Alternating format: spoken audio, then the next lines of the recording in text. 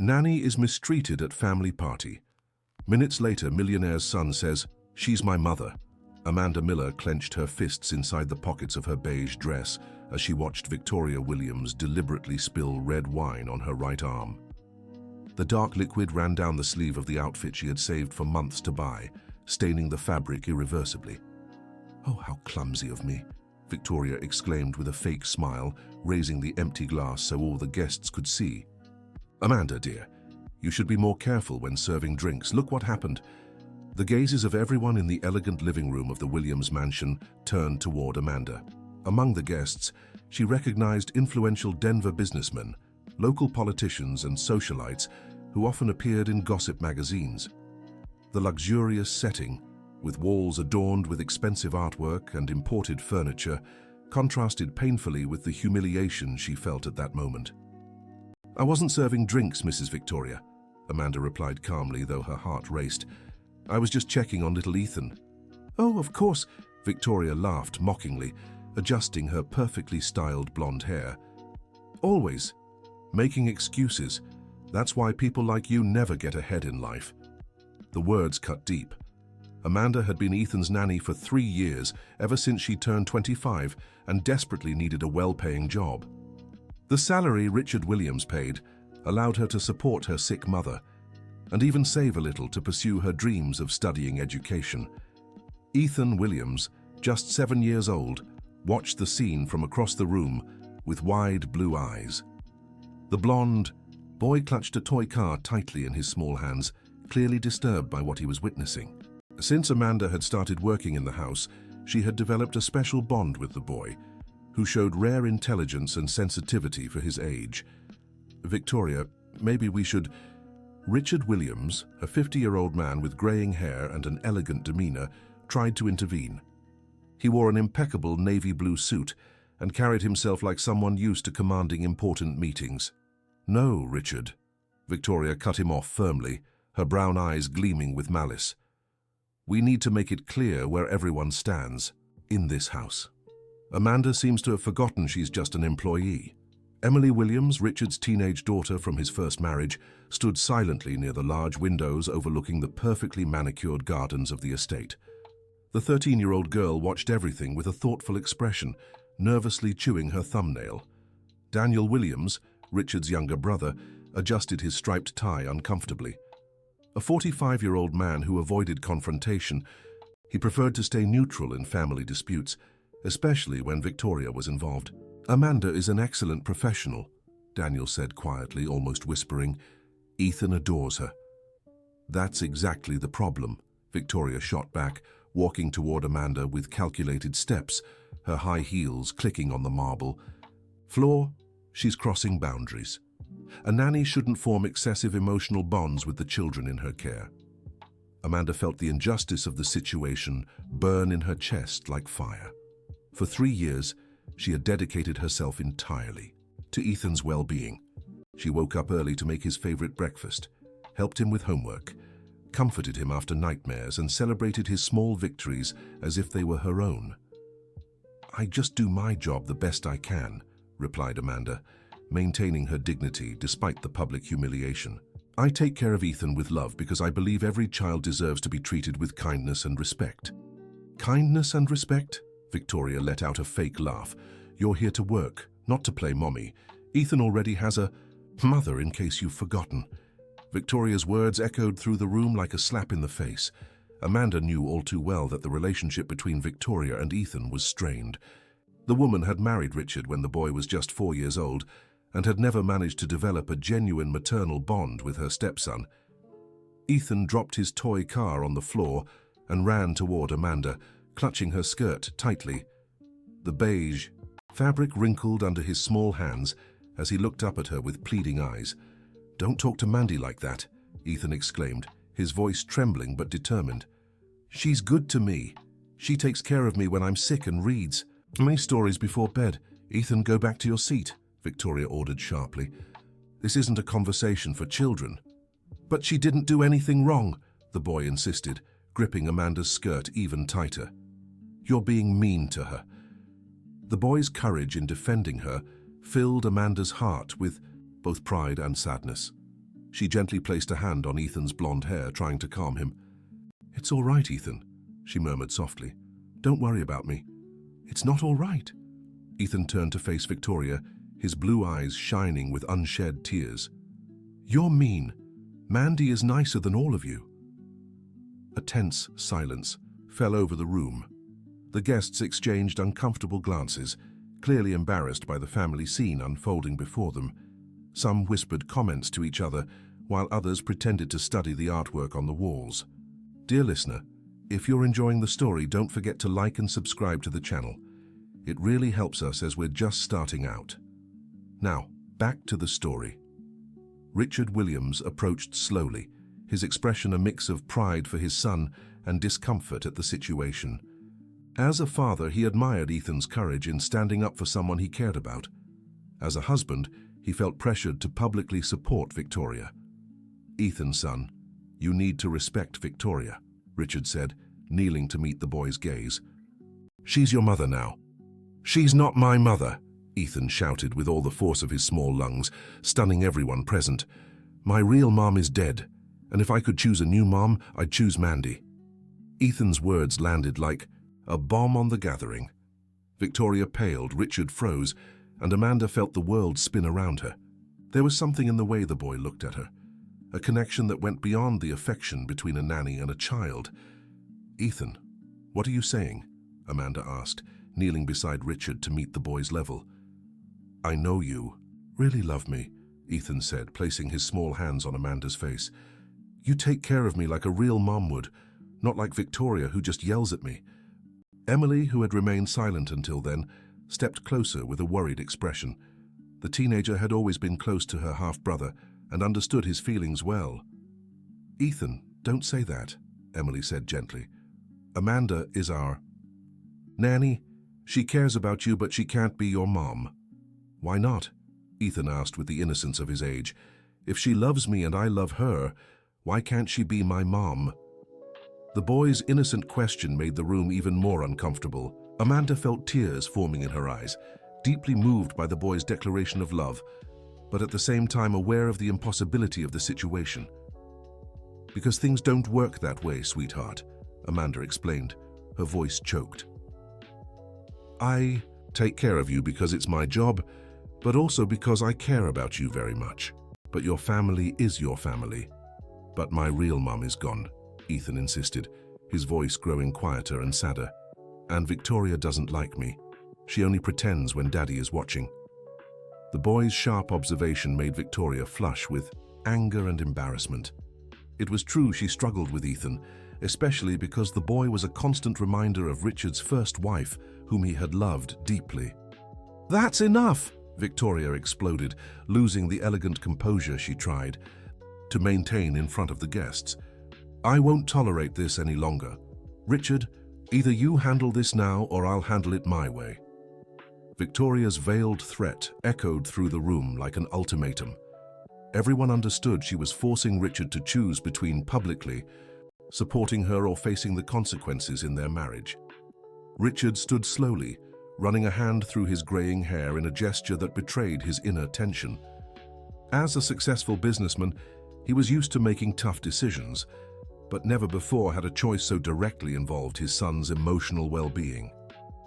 "Amanda," Richard said in a formal tone, adopting the voice he used in business meetings, "perhaps it would be best if you took Ethan to his room. The party will continue without you." "No," Ethan clung even tighter to Amanda. "I don't want to go. I want to stay with Mandy." "Ethan, listen to your father," Victoria ordered sharply. "You're not the boss of me," Ethan shouted at Victoria. "You're not my mom, you'll never be." Daniel tried to ease the situation by stepping closer to his nephew. "Come on, champ," Daniel said, extending a hand to Ethan. "How about if Uncle went with you and Amanda? We can play a little in your room." Ethan hesitated for a moment, looking between Daniel and Amanda. Finally, he took his uncle's hand but didn't let go of Amanda completely. "Is Mandy coming with me?" Ethan asked in a small voice. "Of course, sweetheart," Amanda replied, taking the boy's free hand. "Let's go upstairs." As the trio left the room, the guests began whispering among themselves. The scene had been awkward and revealing. clearly exposing the family tensions that lay beneath the Williams' perfect facade.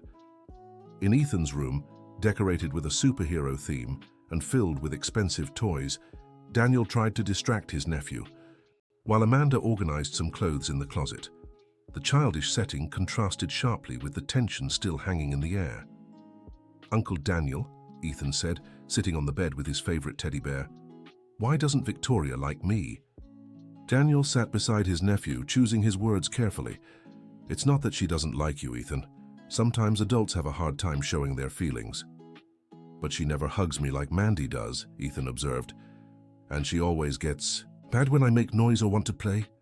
Amanda stopped organizing the clothes and turned to watch the conversation. She could clearly see the boy's emotional need and how desperately he sought a mother figure to fill the void, left by the loss of his birth mother. "Ethan, Victoria only married your dad recently," Daniel explained. "She's still learning how to be part of the family." "But Mandy has been part of the family for a long time," Ethan argued with childlike logic. "And she really loves me. I can feel it." The boy's words touched Amanda deeply. It was true she had developed a genuine love for Ethan, a feeling that went far beyond her professional responsibilities. Taking care of him had become something natural and joyful, not just a job. "I like you very much too, Ethan," said Amanda, moving closer to the bed. "But you have a family who loves you. Your father, your sister, your uncle, and you." Ethan interrupted her. "You're part of my family too." Daniel watched the interaction with growing interest. There was something in the way Ethan connected with Amanda that seemed to go beyond the usual bond between a child and his caregiver. The boy showed a deep need for maternal connection that Amanda naturally provided. Downstairs, in the party room, the conversation had returned to a more civilized tone, but Victoria still seethed with anger. Some guests had already left, clearly uncomfortable with what they had witnessed. "Richard, we need to talk," Victoria said quietly but firmly. "This situation is getting out of control." "I agree," Richard replied, pouring himself a generous glass of whiskey. "But we can't discuss this now with guests still here. The guests have already seen everything they needed to see," Victoria shot back, her brown eyes flashing with determination. "Everyone noticed that woman has an inappropriate influence over Ethan." Emily, who remained near the windows, turned to listen more closely to her parents' conversation. The teenager had always been observant, picking up on nuances in family relationships that often went unnoticed by the adults. "Dad, Ethan really likes Mandy a lot," Emily said, joining the conversation. "Maybe it's not wise to make hasty decisions." "Emily's right," agreed Michael Sanders, a close family friend who was still at the party. "The child clearly has a strong bond with the nanny. Separating them abruptly could be traumatic." Victoria shot an irritated glance at Michael. "With all due respect, Michael, you don't have children. You don't understand the complexities of raising a child in a blended family." "Maybe not," Michael admitted, "but I do understand childhood trauma.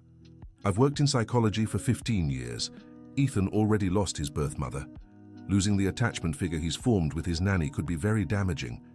Michael's words made Richard reflect. As a father, his priority should be Ethan's emotional well-being, regardless of the marital tensions it might create. In Ethan's room, Daniel noticed how the boy naturally calmed in Amanda's presence. The young woman had a special way with children, a patience and affection that seemed instinctive.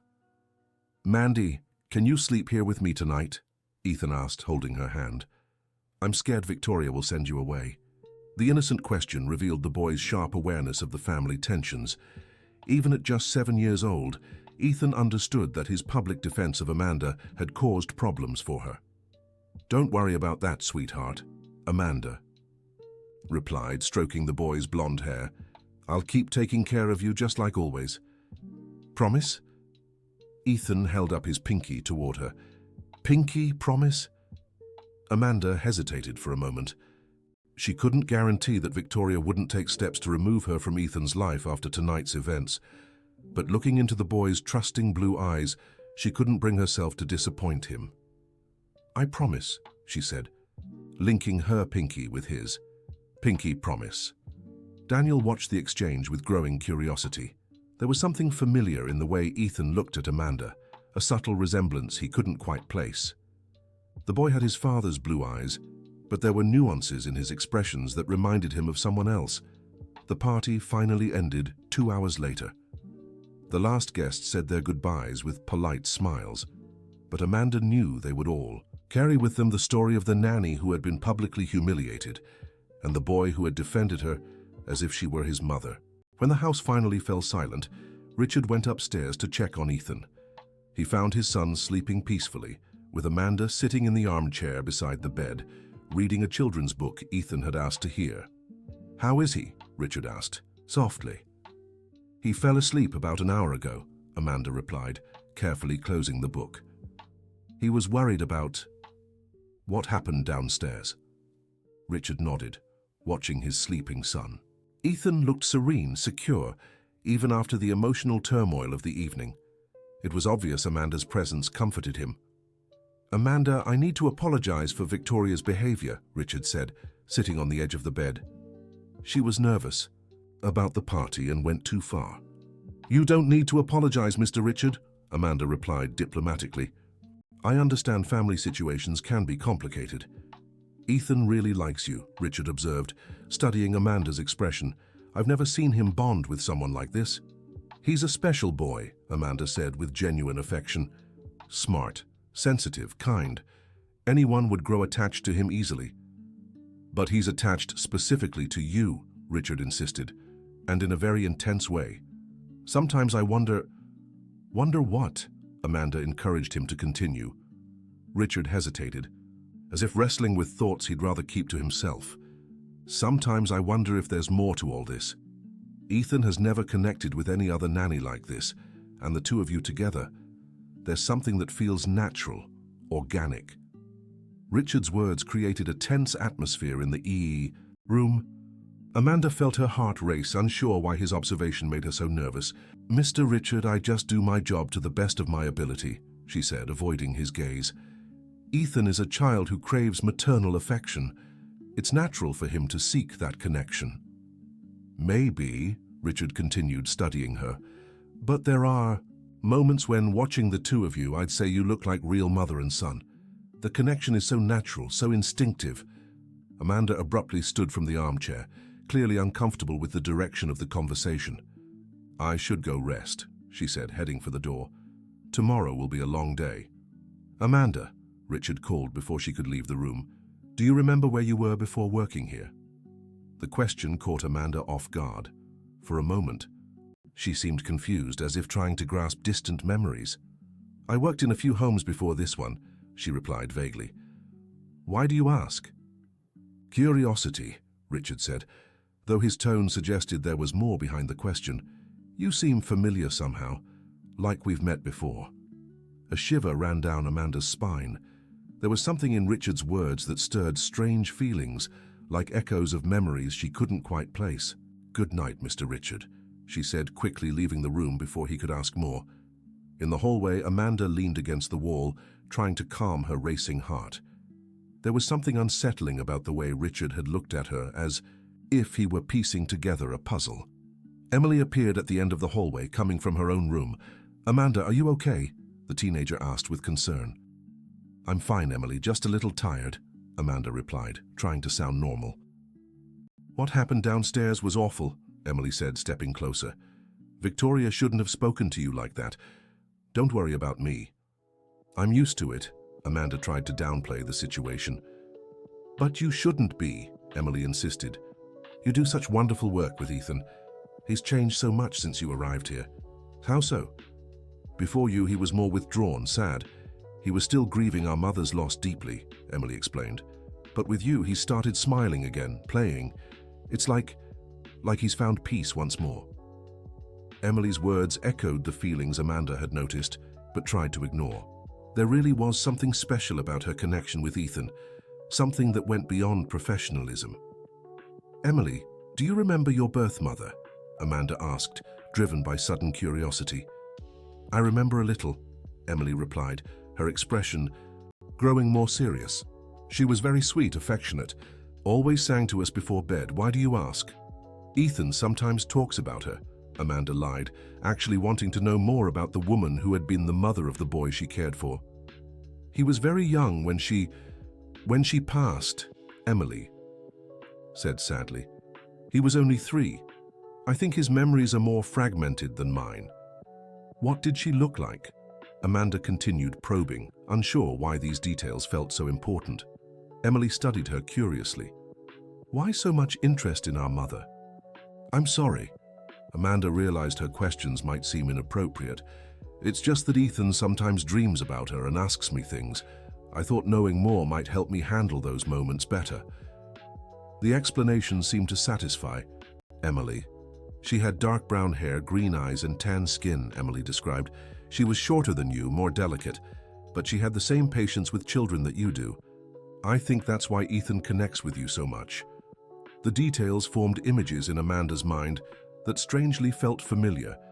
There was something in the description that stirred vague sensations, like distant echoes of something she couldn't place. What was her name? Amanda asked, almost whispering. Olivia Williams. Olivia Miller before she married Dad, Emily answered. Why do you look so pale? Are you feeling all right? Amanda leaned against the wall, feeling oddly dizzy. The last name, Miller, was her own. It could be a coincidence, of course, but there was something more, a sense of familiarity she couldn't explain. I'm fine, she said, though clearly she wasn't. Just tired, I think. You should rest, Emily suggested, still concerned. Tomorrow will probably be a difficult day. Victoria was very upset when the party ended. After Emily said goodnight and went to her room, Amanda lingered in the hallway a few minutes longer, trying to process the strange information and sensations that had surfaced. There was something important her mind was grasping for, but it remained frustratingly out of reach. In her small room at the back of the house, Amanda tried to sleep, but Richard's and Emily's words echoed in her mind. You seem familiar. Like we've met before. Olivia Miller. In the early hours, Amanda had a fragmented dream. She saw a young woman holding a baby, singing a lullaby she somehow knew, though she couldn't place where from. The woman matched the description Emily had given, but her face remained blurry, impossible to define clearly. She woke with a start, at 5 in the morning, with a strange feeling she'd forgotten something very important. She got up and went to the small window in her room, gazing at the still dark garden of the Williams mansion. There were secrets in this house, secrets that might involve not just the Williams family but herself as well. And as she watched the dawn begin to light up the sky, Amanda felt a growing certainty that her life was about to change irrevocably. In Ethan's room, the boy had also had a restless night. He had dreamed of confusing scenes where Amanda appeared, not as his nanny, but as someone much closer. He woke with a childlike yet powerful certainty. Amanda wasn't just his caregiver. She was something more, something the adults were hiding from him. And when the sun rose fully over Denver, both Amanda and Ethan awoke with the same feeling. The truth was near, waiting to be uncovered. A truth that would forever change the dynamics of the Williams family and reveal secrets some would do anything to keep buried. The next morning brought a tense atmosphere to the Williams mansion. Victoria woke up determined to resolve the situation with Amanda once and for all, while Richard wrestled internally between his duties as a husband and as a father.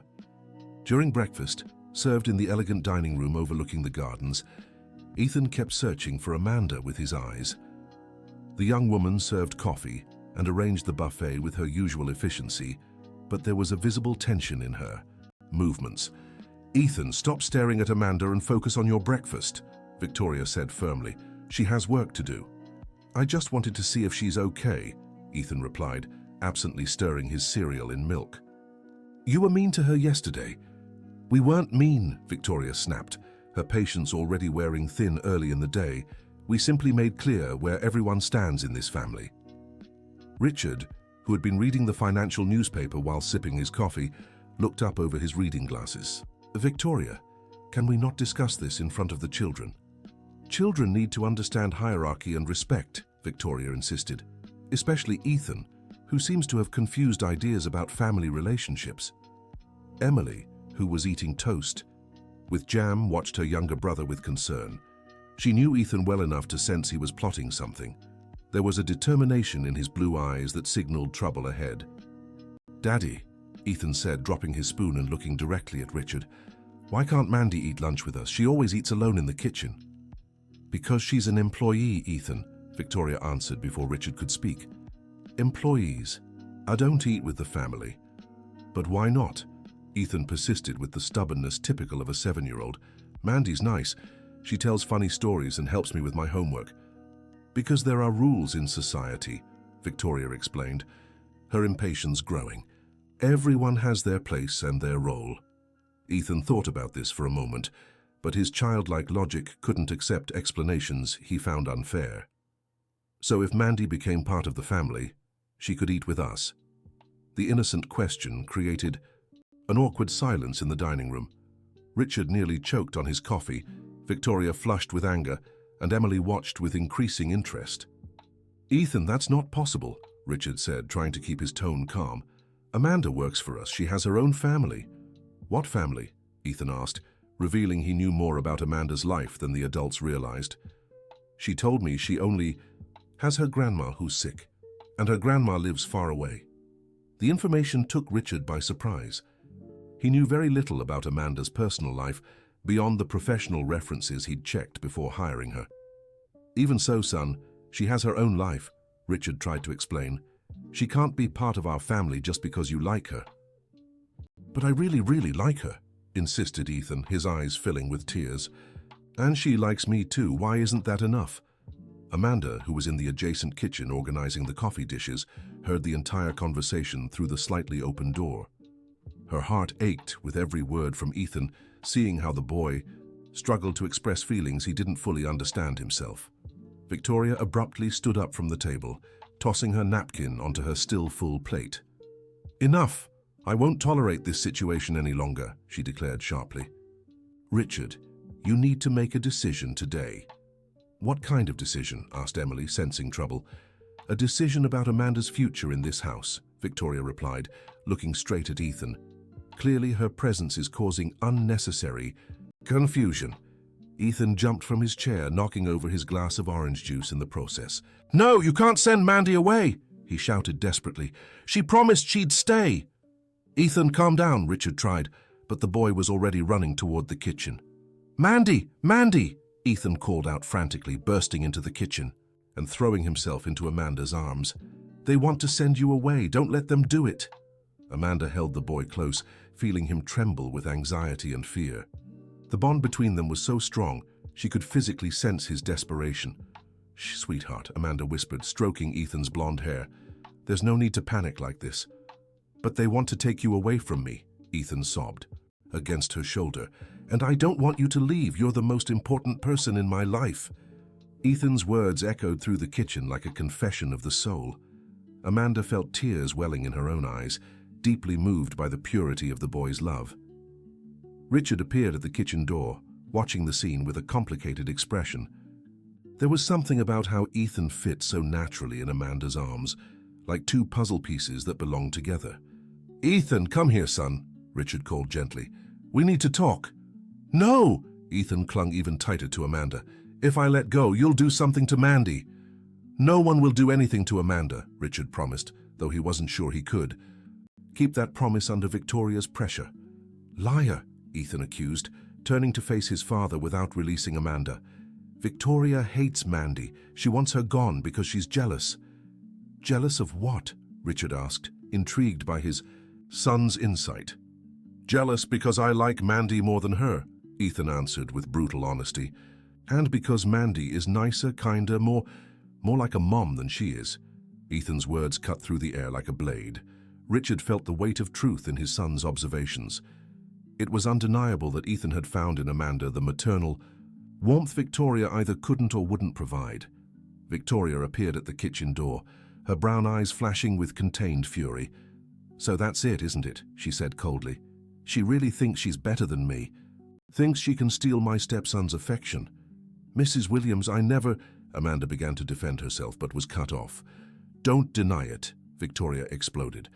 "I see how you two behave together, how you act like his mother, how he treats you, with more affection than he's ever shown me." Maybe because she deserves it, Ethan said, surprising everyone with his courage. Mandy hugs me when I'm sad, reads me stories, takes care of me when I'm sick, makes me feel safe. I do those things too, Victoria protested, though everyone knew it wasn't true. No, you don't, Ethan countered with the cruel honesty of a child. You only pretend when Dad is watching. The silence that followed was deafening. The truth had been laid bare by the raw honesty of a 7-year-old. Daniel appeared in the kitchen, drawn by the noise of the argument.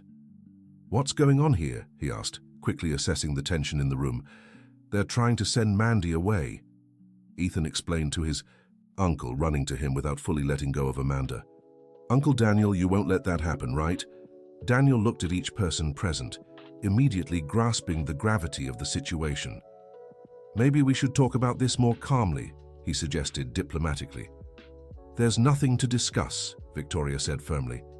This situation is unbearable. Ethan is confusing roles and it's not healthy for him. I'm not confusing anything, Ethan shouted, his patience finally running out. I know exactly how I feel. I love Mandy, and if you send her away, I'll leave too. Ethan's threat, though delivered with the typical drama of a child, struck everyone present. Richard felt his heart tighten at his son's desperation. Ethan, you can't leave, Richard said, kneeling in front of the boy. This is your home. We're your family. Mandy is my family too, Ethan insisted, tears streaming down his face. She really loves me. You all just pretend. That's not true, son. Richard tried to argue, but his voice carried less conviction than he'd hoped. Yes, it is. Ethan turned to Amanda. Mandy, tell them you really love me. Amanda found herself in an impossible position. She knew confirming Ethan's feelings could cost her job, but looking into his tear-filled blue eyes, she couldn't lie. I love you very much, Ethan, she said softly, ignoring Victoria's furious glare. You're very special to me. See? Ethan turned triumphantly to the others. She loves me and I love her. Why is that wrong? Because she's not your mother, Victoria exploded, losing all composure. Your mother is dead and I'm the only mother you have now. You're not my mother, Ethan shouted back. You'll never be. I'd rather have no mother than have you. Ethan's words hit Victoria like physical blows. For a moment, she seemed genuinely wounded by her stepson's cruel rejection. See what you've caused? Victoria turned to Amanda with blazing eyes. You've destroyed any chance I had to build a relationship with him. I never tried, Amanda began, but was cut off again. Lies! From day one, you've tried to take my place, Victoria accused. Well, it ends now. Richard, either you fire her immediately, or I walk out of this house and take everything I brought into this marriage with me. Victoria's threat was serious. Richard knew she came from a powerful, well-connected family. Divorcing her could bring significant professional and social complications. Victoria, please, let's talk about this calmly, Richard pleaded. There's nothing left to discuss. Victoria crossed her arms. She leaves today, or I do. Ethan watched in horror as the scene unfolded, realizing his passionate defense of Amanda had created an impossible ultimatum for his father. Daddy, please, Ethan begged, running to Richard. Don't send Mandy away. I promise I'll be nice to Victoria if you let Mandy stay. Ethan's desperate offer broke everyone's hearts. The boy was willing to sacrifice his own emotional honesty to protect the person he loved. Ethan, that's not how things work, Richard explained, picking up his son. Family relationships can't be based on bargaining. Then how do they work? Asked Ethan with genuine innocence, because I don't understand why people can't just love who they want to love. Ethan's simple question echoed through the kitchen like a philosophy lesson. His childlike logic had pinpointed the fundamental hypocrisy of the adult situation. Daniel, who had been silently observing, finally spoke up. Ethan has a point, he said calmly. Why is it wrong for him to love someone who clearly loves him back and takes good care of him? Because it's not her place, Victoria snapped. She's a maid, she can't act like she's part of the family. But why not? Daniel pressed. If she shows real love for Ethan, if she takes good care of him, if she makes him happy, and what's really the problem? The problem is she's interfering with the family dynamic. Victoria was growing more agitated. Ethan doesn't. To respect me because she undermines my authority. Or maybe Ethan doesn't respect you because you don't show him real love. Daniel suggested with surprising boldness. His words dropped like a bomb in the kitchen. Victoria was momentarily speechless, clearly struck by her brother-in-law's blunt observation. "How dare you?" Victoria began, but was interrupted by a small but determined voice. "Uncle, Daniel is right," said Ethan, still in his father's arms. "Victoria doesn't really like me. She only married Daddy because he has money." The child's accusation, though likely based on conversations Ethan had overheard by chance, hit a raw nerve. Everyone knew there were elements of material interest in Victoria's marriage to Richard. "That's enough," Victoria shouted, her face red with anger and humiliation. "Richard, are you going to let your son and your brother insult me like this?" Richard found himself at an impossible crossroads. As a husband, he should defend Victoria. As a father, he should protect Ethan. As a man, he should seek the truth. "Maybe we should all calm down," Richard suggested, though his own voice was tense. "This argument is getting out of hand. The only thing that needs to get out of hand here is that woman." Victoria pointed dramatically at Amanda. "She leaves today." Ethan twisted in his father's arms to glare at Victoria. "If Mandy leaves, I'll tell everyone you're not a real mum," Ethan threatened with the terrifying seriousness only children can muster. "Ethan," Richard scolded, "don't speak to Victoria like that." "Why not?" Ethan shot back. "She talks bad about Mandy. Why can't I talk bad about her?" Ethan's relentless logic once again exposed the adult's contradictions. Why did the rules of respect only go one way?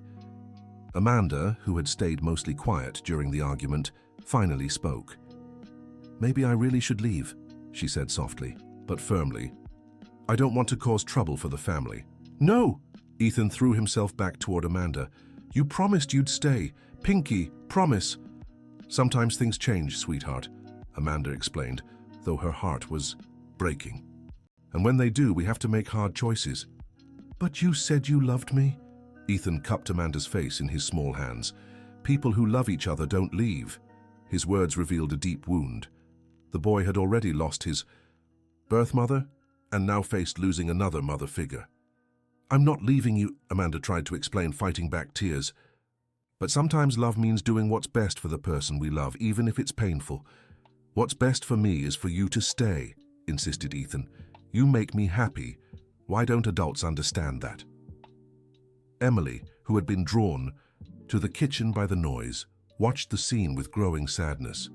She could clearly see how her younger brother was suffering and how all the adults seemed unable to find a solution.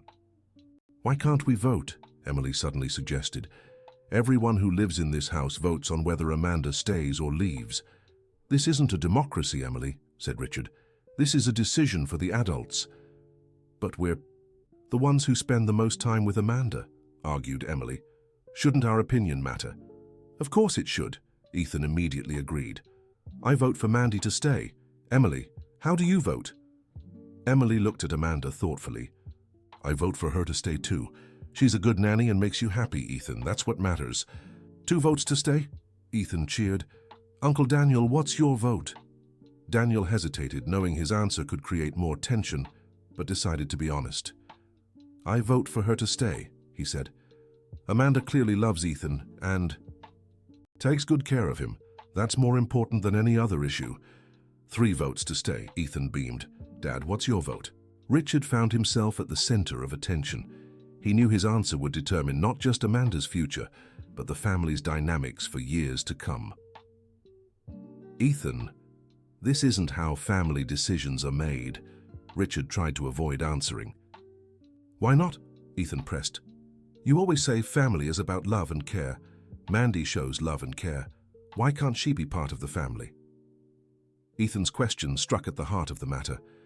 There were social rules and conventions dictating family relationships, but were those rules more important than genuine love and a child's well-being?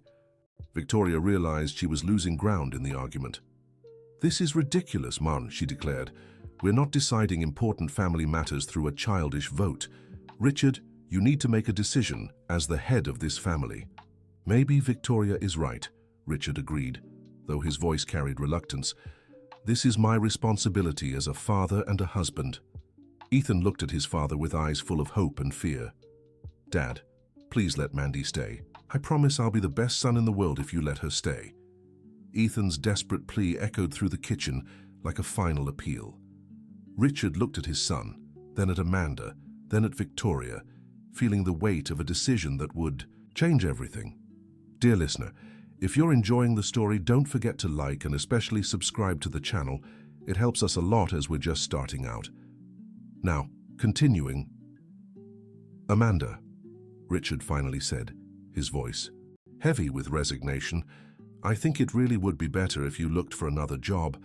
This situation is becoming too complicated. Richard's words hit Ethan like a physical blow. The boy looked at his father with absolute betrayal in his eyes. Dad, no. Ethan began sobbing uncontrollably. You can't do this. You promised you'd always protect me. I'm protecting you, son, Richard tried to explain, though his own voice wavered with doubt. Sometimes protecting means making hard decisions. You're not protecting me, Ethan screamed through his tears. You're hurting me. You're taking away the person I love most in the world. Amanda knelt in front of Ethan, taking his small hands in hers. Ethan, listen to me, she said, her voice trembling but firm. You are the bravest and most special boy I've ever known. And nothing in the world can change the love I feel for you. Then why are you leaving? Sobbed Ethan. If you love me, why are you abandoning me? Because sometimes loving someone means letting them grow and find their own happiness, explained Amanda, fighting back her own tears. Your family loves you, Ethan. Your father, your sister, your uncle, they all love you. But not like you do, Ethan clutched desperately at Amanda's skirt. You love me like a mother loves. I can feel it. Ethan's words echoed through the kitchen with an intensity that silenced everyone present. There was something in the way he expressed that feeling that went beyond a child's simple need for affection. Ethan is right, said Emily suddenly, her voice sounding strangely mature for a 13-year-old. Amanda loves him like a mother, and he loves her the same way. There's something special between them. Daniel, who had observed the interaction between Amanda and Ethan closely over the years, nodded slowly. Emily is right, Daniel agreed. I've always thought there was something different about the connection between you two, something that goes beyond the usual bond between a nanny and a child. What are you all talking about? Asked Richard, a strange tension rising in his voice. Dad, haven't you ever noticed? Emily stepped closer, studying Ethan's and Amanda's faces in turn. When they're together, it feels natural, like it's always been this way. Daniel nodded again, his suspicions taking shape. Richard, you said yesterday that Amanda looked familiar, that sometimes you felt like you'd seen her somewhere before. Yes, but that doesn't mean... Richard began but stopped abruptly, a terrifying possibility forming in his mind. Amanda, Daniel turned to her with a serious expression. How old are you exactly? 28, Amanda answered, confused by the direction of the conversation. And where were you born? Daniel pressed. Here in Denver, Amanda replied, her own tension growing. Why these questions? Daniel quickly did the math in his head. Ethan was born 7.5 years ago. You would have been 20 at the time, he murmured, more to himself than to the others. Daniel, what are you implying? Richard asked, his voice edged with alarm. I'm implying that maybe the connection between Amanda and Ethan isn't a coincidence, Daniel answered, looking directly at his brother. Maybe there's a biological reason for the bond between them. The silence that followed was deafening. Everyone present processed the implication of Daniel's words, each reaching the same impossible conclusion. This is absurd, Victoria burst out, but her voice carried more desperation than conviction. Are you suggesting that she is... I'm suggesting that maybe we should look into the possibility, Daniel said calmly. Amanda, do you remember where you were 8 years ago, when you were 20? Amanda tried to recall memories from that time, but found only vague, fragmented pieces. I had some struggles in my life back then, she answered hesitantly. My memory of that period isn't very clear. What kind of struggles? Daniel pressed gently. Health issues. I spent some time in treatment. Amanda stopped abruptly, a look of shock beginning to form on her face. What kind of treatment? Richard asked, his voice a hoarse whisper. Psychiatric treatment, Amanda admitted, the words coming out with difficulty. I had severe depression, partial memory loss. I was hospitalized for almost a year. Ethan, who had listened to the entire conversation with the focused attention only children can muster, stared at Amanda with wide eyes. "Mandy, are you my real mom?" he asked in a small but clear voice. The innocent question echoed through the kitchen like thunder. Amanda looked at Ethan, then at Richard, then back at Ethan, feeling long-suppressed fragments of memories begin to surface. I don't know," whispered Amanda, tears starting to stream down her face. "But when I look at you, there's something familiar, something that's always been there, but I couldn't place it." Richard felt the world spin around him. If Daniel was right, if Amanda was truly Ethan's biological mother, that meant Olivia, that his first wife. "Olivia was never pregnant," murmured Richard, more to himself than to the others. "She adopted Ethan, said she'd found a young mother who couldn't keep the baby." The puzzle pieces began falling into place at a terrifying speed. Ethan wasn't Olivia's biological son.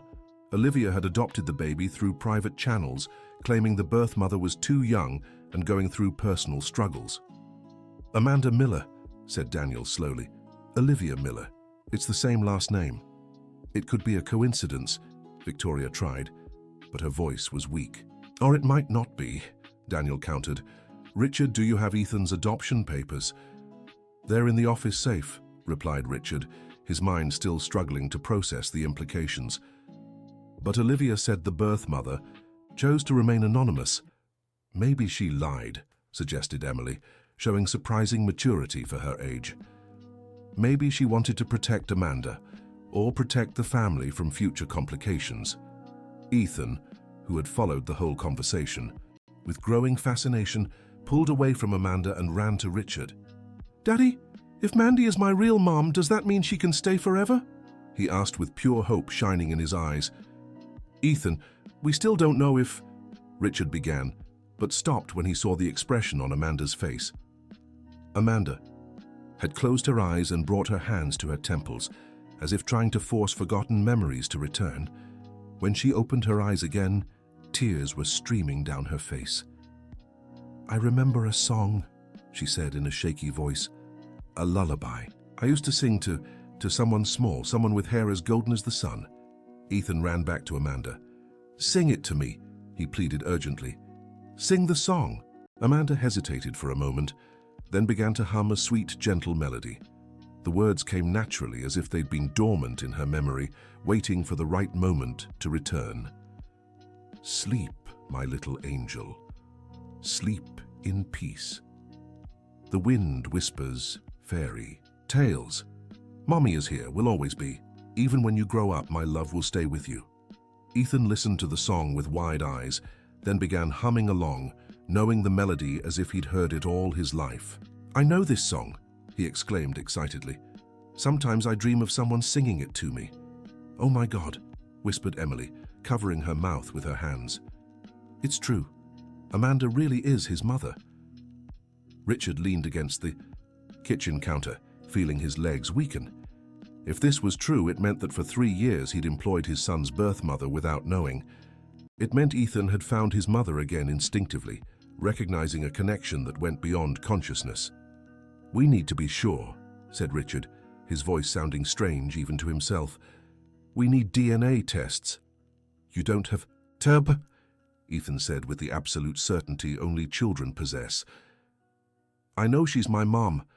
I always knew. I just didn't understand why." Amanda knelt again in front of Ethan, studying every detail of his face with new eyes. "Your eyes," she murmured, gently touching the boy's face. "I always thought your eyes looked familiar, and when you smile, there's something that makes me feel whole." "This is insane," Victoria burst out, having remained in shock throughout the entire revelation. "You're all basing this on assumptions and feelings. There's no real proof." "Sometimes the heart knows things the mind hasn't yet understood," Daniel said philosophically. "And looking at them together now, after everything that's been revealed, it's impossible to deny the resemblance, not just physically, but emotionally." "Mandy, do you remember me when I was a baby?" Ethan asked, his blue eyes shining with curiosity and hope. Amanda closed her eyes again, focusing intensely. Fragments of memories began flashing through her mind. A newborn baby with huge blue eyes, tiny hands gripping her fingers, the feeling of absolute love mixed with overwhelming sadness. "I remember pain," she said slowly. "Not physical pain, but emotional. Like my heart was being torn in half. And I remember making an impossible decision, thinking it was best for someone I loved more than life itself." "You gave me up for adoption because you loved me?" Ethan asked, showing an emotional understanding surprising for his age. "If I really am your mother, then yes," Amanda replied, tears now streaming freely. "Because I was too young, too sick, too lost to care for you the way you deserved."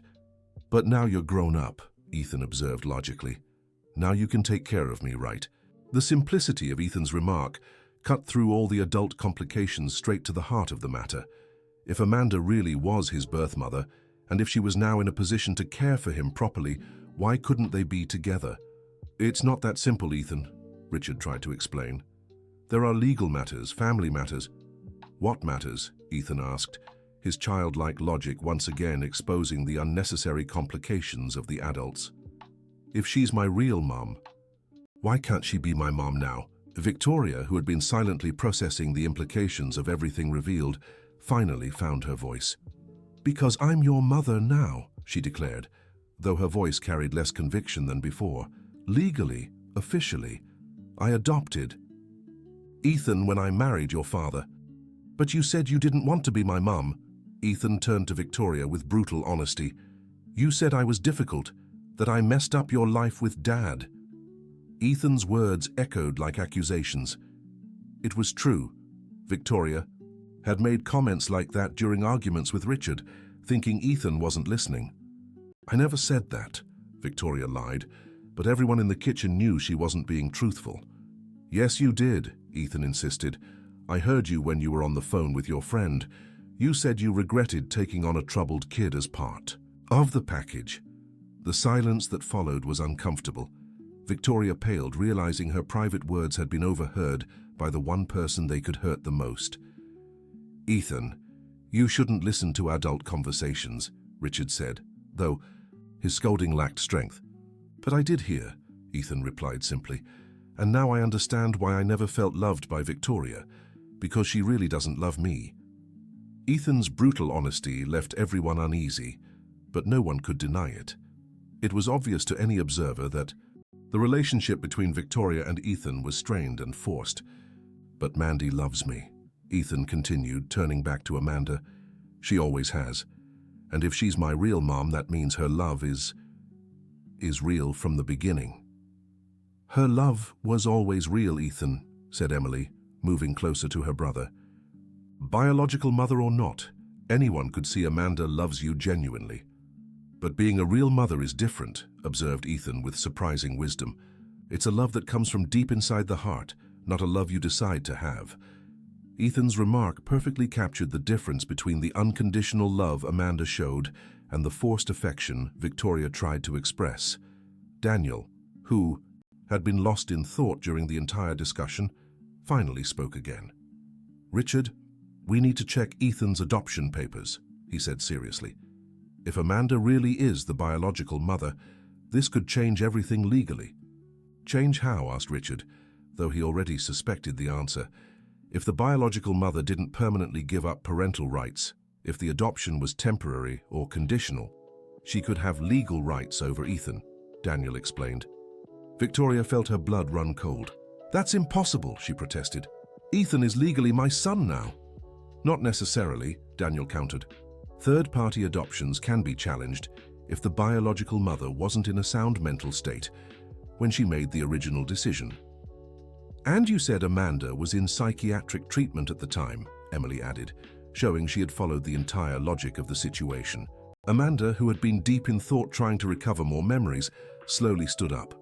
"I remember signing papers," she said, her voice distant, "but I was so medicated, so confused, I don't remember exactly what I signed." "Do you remember who was with you?" Daniel asked. "A lawyer, a social worker?" "There was a woman," Amanda strained her memory. An elegant woman with dark hair. She said she had found the perfect family for my baby. She said it would be better for everyone if I didn't try to stay in touch. Richard felt a chill of recognition. That woman... What name did she give? Olivia, Amanda replied, the memory growing clearer. Olivia Miller. She said she was a social worker specializing in special adoptions. The revelation struck everyone like lightning. Olivia wasn't just Ethan's adoptive mother. She had posed as the adoption intermediary, using her maiden name to avoid obvious connections. My God, Richard whispered. Olivia lied to everyone. To me, to you, to the authorities. Why? Would she do that? Emily asked, confused.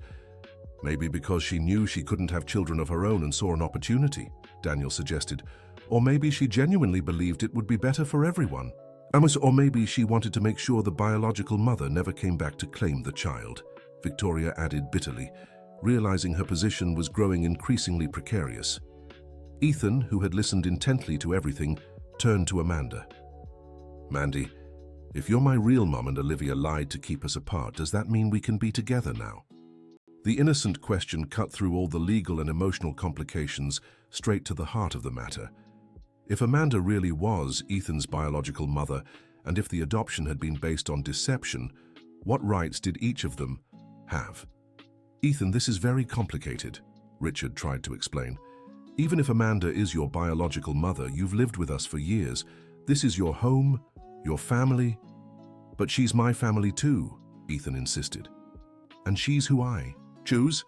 If I could pick any mom in the whole world, I'd pick Mandy. Ethan's declaration echoed through the kitchen with absolute power. There was a purity in his choice that transcended all the adult complications. Amanda, said Richard, turning to her with a complex expression, what do you want? If you really are Ethan's mother, what would you like to happen? Amanda looked at Ethan, then at Richard, then at all the expectant faces around her. It was the most important question of her life, and she knew her answer would change everything for everyone present. I want, she began, then paused, gazing intently at Ethan. I want what's best for Ethan. If that means staying as his nanny, I accept it. If it means walking away completely, no matter how painful, I accept that too. But if there's a chance for us to be a real family... There is, Ethan interrupted, running to hug her. There is. We're already a real family. No one just knew it. The hug between Amanda and Ethan was different from all the ones before. Now it carried the weight of the possibility that they might truly be mother and son, not just nanny and child. Everyone in the room could feel the emotional intensity of the moment. Richard, Daniel said calmly, you need to decide what you're going to do with this information. What do you mean? Richard asked, though he already knew the answer. You can choose to ignore all of this and go on as if nothing happened, Daniel explained. Or you can investigate the truth and face the consequences, whatever they may be. Victoria stepped closer to Richard, her eyes pleading. Richard, please, think about what we have together, our life, our plans. Are you really going to throw all that away because of assumptions and feelings? They're not just assumptions, Emily countered, showing surprising courage in confronting her stepmother. Anyone can see Ethan and Amanda have a special connection, and now it all makes sense. Emily's right, Daniel agreed. The bond between them is obvious to anyone watching. Ethan has never connected with anyone else like this. Ethan, still hugging Amanda, looked at his father with pleading eyes. Daddy, please, let us find out the truth. If Mandy isn't really my mom, she can still be my nanny. But if she is, you can't separate us again. Ethan's simple but powerful logic put the situation into clear perspective. Discovering the truth wouldn't necessarily hurt anyone, but hiding it would certainly hurt Ethan and Amanda. Richard looked around the kitchen, seeing all the expectant faces turned toward him. As a father, his responsibility was to Ethan's well-being. As a husband, he had obligations to Victoria. As a man, he needed to make the right choice. We'll do the DNA tests, Richard finally decided, and we'll check all the adoption documents. If Amanda really is Ethan's biological mother, then we'll face that reality as a family. Richard, no, Victoria begged. You're destroying. How a family over a fantasy? I'm not destroying anything, Richard replied firmly. I'm uncovering the truth, and if the truth shows Ethan has another family member who loves him, that can only be a good thing. Ethan jumped for joy in Amanda's arms. We're going to find out. We're going to find out if you're really my mum, he cheered, radiant with happiness. Amanda held Ethan tighter, feeling a mix of hope and terror. What if the tests confirmed she was his biological mother? How would that change their lives? And if they didn't, how would she explain to Ethan that the special bond they felt wasn't based on biology? Amanda, Richard said, stepping closer to her, no matter what the tests show, I want you to know you'll always be welcome in this family. Ethan clearly loves you, and that's enough for me. Richard's words brought tears to Amanda's eyes. After years of working in the house, facing hostility from Victoria, and struggling to maintain a proper professional distance, she finally felt truly accepted as part of the family. Thank you, Mr. Richard, she said, her voice choked with emotion. Perhaps it's time to drop the Mr., Richard suggested with a small smile. If you're Ethan's mother, we're family, and family doesn't need formalities. The subtle but significant shift in address marked a moment of transition for everyone. Victoria watched it all with growing despair, realizing she was losing not just Ethan, but Richard too. What about me? Victoria asked in a small voice. Where do I fit into all this? Ethan let go of Amanda and looked at Victoria with an expression far more mature than his 7 years should allow. Victoria, you can be part of the family too, he said, with surprising gentleness. But only if you really want to. If you really like me. Ethan's generous offer, after all the conflict and rejection, even touched Victoria. The boy was giving her a second chance for a genuine relationship, free from past pressures and expectations. Victoria hesitated, wrestling with conflicting emotions. I'd like to try again, Ethan, if you'll let me. I will, Ethan replied simply, but you have to promise not to be mean to Mandy anymore, because if she's my real mum, you'll have to get along. Ethan's condition was non-negotiable, and everyone understood. Any future for the family would include Amanda, no matter what her exact role turned out to be. I promise, Victoria said, though her voice carried uncertainty about how she'd keep that promise. Daniel, who had observed the entire dynamic unfold, smiled in satisfaction. I think this family is finally finding its true balance, he remarked. It won't be easy, but it'll be honest. Emily nodded in agreement. Ethan always knew what he needed, she observed. We adults are the ones who complicated things unnecessarily. The following days passed in a haze of preparations and anticipation. The DNA tests were scheduled for the next morning, and Richard requested all documents related to Ethan's adoption from his personal files and the family lawyer. During this time, the dynamic in the Williams mansion changed drastically. Amanda was no longer treated as an employee, though she hadn't been officially recognized as Ethan's mother yet. She was in an emotional limbo that everyone respected, waiting for the results that would define the future. Ethan, meanwhile, was radiant. The possibility that Amanda might truly be his biological mother gave meaning to feelings that had always confused him. He finally understood why he felt so connected to her, why her presence comforted him in a way no one else's did. The night before the tests, Ethan asked to sleep in the guest room with Amanda, as he had occasionally done when he was younger and had nightmares. Richard allowed it, understanding the boy needed emotional closeness at this crucial moment. Mandy, Ethan said, lying in bed beside Amanda, are you scared about the test results? A little, Amanda admitted honestly. What about you? No, Ethan replied with absolute certainty, because I already know what the result will be. You're my mum. You always were. No one just knew it. Ethan's unwavering confidence was both comforting and terrifying for Amanda.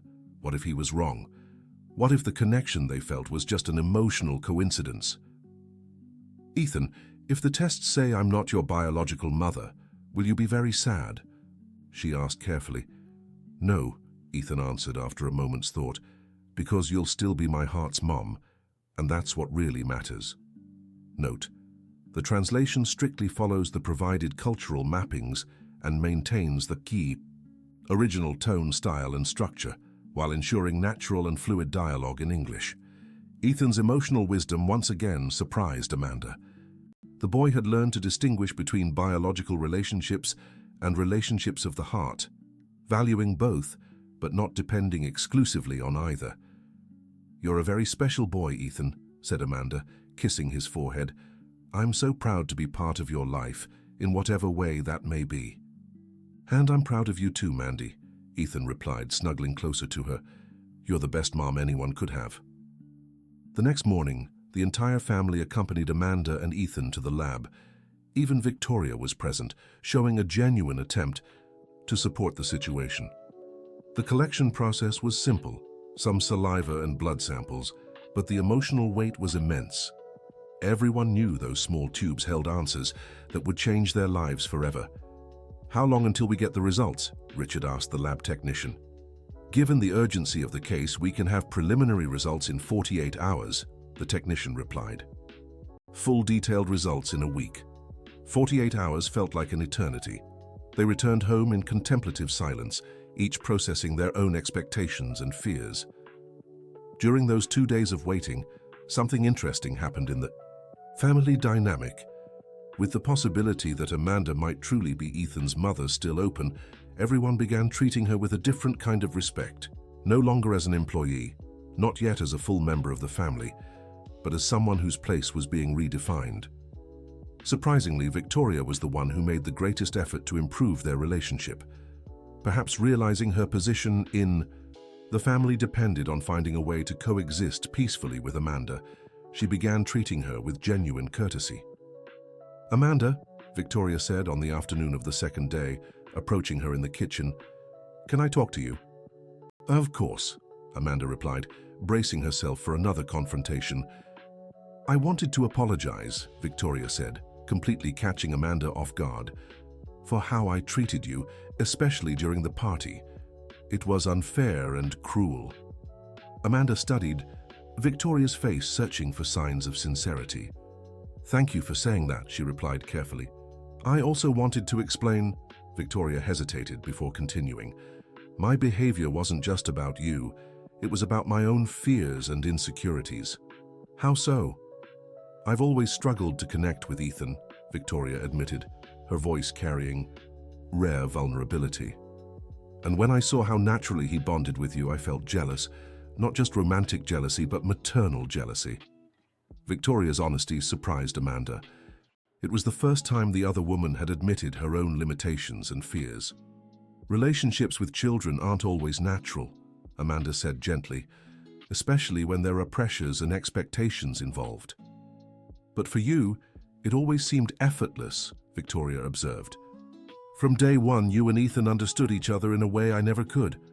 "Maybe because I wasn't trying to be his mother," Amanda suggested. "I was just trying to take good care of him." "And maybe that's exactly why you managed to be maternal in a genuine way," Victoria agreed sadly. "I always felt like I had to prove I was a good mother, that I deserved the family I gained by marrying Richard." The conversation between the two women revealed layers of emotional complexity that had remained hidden for years. Victoria wasn't just the cruel stepmother Amanda had imagined. She was an insecure woman struggling to find her place in an already formed family. "If the tests confirm I'm Ethan's biological mother," Amanda said carefully, "that doesn't mean you can't still be important to him. Families can have many kinds of love." "Do you really believe that?" asked Victoria, her eyes filling with tears. "I do," replied Amanda sincerely. "Ethan has room in his heart for many people. To love isn't something limited." The conversation was interrupted by Ethan, who walked into the kitchen looking for a snack. "You're talking," he observed with obvious joy. "That's good. Families should talk." "Yes, we're talking," confirmed Victoria, discreetly wiping her eyes. "And you're right about families." Ethan moved closer to both women. "Victoria, if Mandy is my real mom, will you still want to be part of our family?" he asked with direct innocence. "If you'll have to me," Victoria answered honestly. "Of course we will." Ethan smiled, hugging both women. Big families are better than small ones. Ethan's simple gesture of embracing Amanda and Victoria at the same time created a moment of unexpected unity. For the first time, the two women who had competed for the boy's affection found themselves on the same side, united by their shared love for him. On the morning of the third day, the phone rang early. It was the lab with preliminary results. "Mr. William," said the technician's voice, "we have the DNA test results. Could you come to the lab for an in-person discussion?" "Can't you give us the results over the phone?" asked Richard, his anxiety evident. "We prefer in-person discussions for cases of this nature," the technician explained diplomatically. Richard gathered the whole family to go to the lab together. Ethan was visibly nervous but trying to appear calm. Amanda was pale, her hands trembling slightly. Even Victoria showed tension, realizing her life would change regardless of the outcome. At the lab, they were greeted by Dr. Martin, the geneticist in charge of the tests. "William's family," he greeted them, gesturing for them to sit in his office. "I have the results of the requested tests here." "And?" Ethan asked impatiently, unable to contain his anxiety. Dr. Martin smiled kindly at the boy. "Ethan, I can confirm, with 99.9% certainty, that Amanda Miller is your biological mother." The silence that followed was absolute. Then, Ethan jumped from his chair with a shout of joy. "I knew it! I knew it!" he cheered, running to hug Amanda. "Mandy, you're my real mom!" Amanda held Ethan in her arms, tears of joy streaming down her face. Years of an inexplicable connection finally made perfect sense. "My son," she whispered, the word coming naturally for the first time. "My dear son." Richard watched the scene with mixed emotions. Joy that Ethan had found his biological mother, but also apprehension about how this would change their lives. Emily was crying with happiness, moved to see her youngest brother finally feel whole. Daniel smiled with satisfaction, gratified to have helped uncover the truth. Victoria remained silent, processing what the results meant for her. It wasn't a surprise. They had all suspected the truth, but the confirmation made it real and irreversible. "Dr. Martin," Richard said, "is there anything else we should know about these results?" "Well, I can confirm the genetic link is unmistakable," the doctor explained, "but I should also note there's evidence that Ethan and Amanda share more than just DNA. The neurological patterns suggest a connection that remained strong despite their separation." "What does that mean?" asked Amanda, still holding Ethan. "It means you maintained a subconscious emotional bond that influenced Ethan's neurological development," Dr. Martin explained. "It's rare, but it can happen when the separation between mother and child is traumatic, but not permanent." "So that's why I always knew Mandy was special," exclaimed Ethan. "My brain remembered her even when I didn't." The scientific explanation gave even more validity to the feelings they had both experienced. It wasn't just intuition or wishful thinking. There was a neurological basis for the special connection between them. "And now?" asked Richard. "What does this mean legally?" Dr. Martin handed him a folder of documents. "That will depend on the analysis of the original adoption papers," he explained, "but I can say the scientific evidence supports any maternal claim Amanda may make." Back at the house, the atmosphere was one of cautious celebration.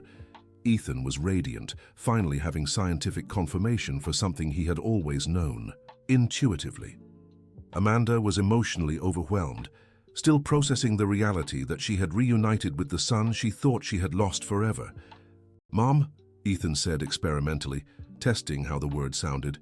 "Can I call you Mom now?" "Of course you can, my love," Amanda replied, her heart swelling with each repetition of the word. "And I still call Dad Dad, right?" Ethan checked, showing emotional wisdom in navigating complex relationships. "Of course," Amanda confirmed. "Richard will always be your father. He raised you, loved you, took care of you when I couldn't." Ethan nodded, satisfied with the arrangement. "So now I have a real mom and dad, and I also have Emily as my sister, and Uncle Daniel as my uncle." "And Victoria?" Amanda asked gently, looking at the other woman. Ethan thought for a moment. "Victoria can be my second mom," he declared generously, "if she wants to." Touched, By the boy's kindness, Victoria nodded emotionally. "I'd love that, Ethan," she said, her voice thick with feeling. In the days that followed, the family worked to redefine their dynamic. Richard contacted his lawyer to discuss the legal implications of the discovery, while Amanda adjusted to the transition from nanny to mother. The most significant change was emotional. Ethan, who had always felt slightly out of place in the Ikai family, now radiated confidence and joy. Having his birth mother present and a clear understanding of all his family relationships had given him the emotional stability he had always longed for. "Richard," Amanda said one evening after Ethan had gone to bed, "I want you to know I would never try to take Ethan from you. You're his father in every way that matters." "I know," Richard replied, clearly relieved, "and I want you to know there will always be a place for you in this family, no matter how we arrange things legally." About the legal situation, Amanda hesitated before continuing. "I don't want a court battle. I want Ethan to keep the stability you've given him." "What are you suggesting?" Richard asked. "I'd like to propose an informal shared custody," Amanda explained. "Ethan would keep living here because this is his home, but I'd be officially recognized as his mother, with maternal rights and responsibilities." "That would be acceptable," Richard agreed after considering the proposal. "In fact, it would be ideal. Ethan would have both birth parents active in his life. And I'd also like to suggest I keep working here," Amanda added. "Not as a nanny, obviously, but maybe as a family manager, household coordinator. Something that lets me stay close to Ethan while also contributing to the home." Amanda's proposal showed maturity and consideration for everyone involved. She wasn't trying to take anyone's place or disrupt established routines. She was looking for a way to naturally integrate herself into the existing family. "I think it's an excellent idea," said Richard, "and I'm sure Ethan would love having you around all the time." "And Victoria?" asked Amanda. "How does she feel about these changes?" "Actually," Richard smiled, "I think she's relieved. The pressure of being Ethan's only mother figure has always been hard for her. Sharing that responsibility could be freeing." As if summoned by the conversation, Victoria appeared in the room where they were talking. "Sorry to interrupt," she said, "but I heard you discussing family arrangements." "We were talking about how to better integrate Amanda into the family," Richard explained. "I wanted to say I fully support whatever arrangement you make," Victoria said sincerely, "and I also wanted to thank Amanda." "Thank me for what?" Amanda asked, surprised. "For giving me a second chance with Ethan," Victoria explained. "When I thought I was going to lose him completely, I realized how much he truly means to me. Not as a way to please Richard, but genuinely." Victoria's honesty created a moment of connection between the three people who had formed the emotional triangle at the heart of the situation. "Victoria," Amanda said carefully, "I'd like to ask for your help with Ethan." "My help?" Victoria seemed surprised. "You know parts of his life that I missed," Amanda explained. "His first steps, his first words, his preferences that developed. Over the years, I'd love to learn about those things, and you're the one who can teach me." Amanda's proposal was brilliant in its simplicity. Instead of competing with Victoria, she was asking to learn from her, creating an environment of collaboration rather than rivalry. "I would love to help," Victoria replied, touched by the invitation. "Ethan is a wonderful boy, and there are so many stories about him I can share." And so gradually the Williams family found its new balance. Ethan had his birth mother back, but he also kept all the other family relationships he had developed. Amanda had reunited with the son she thought she'd lost, but in a way that honored the family who had raised him. The most noticeable change was in Ethan.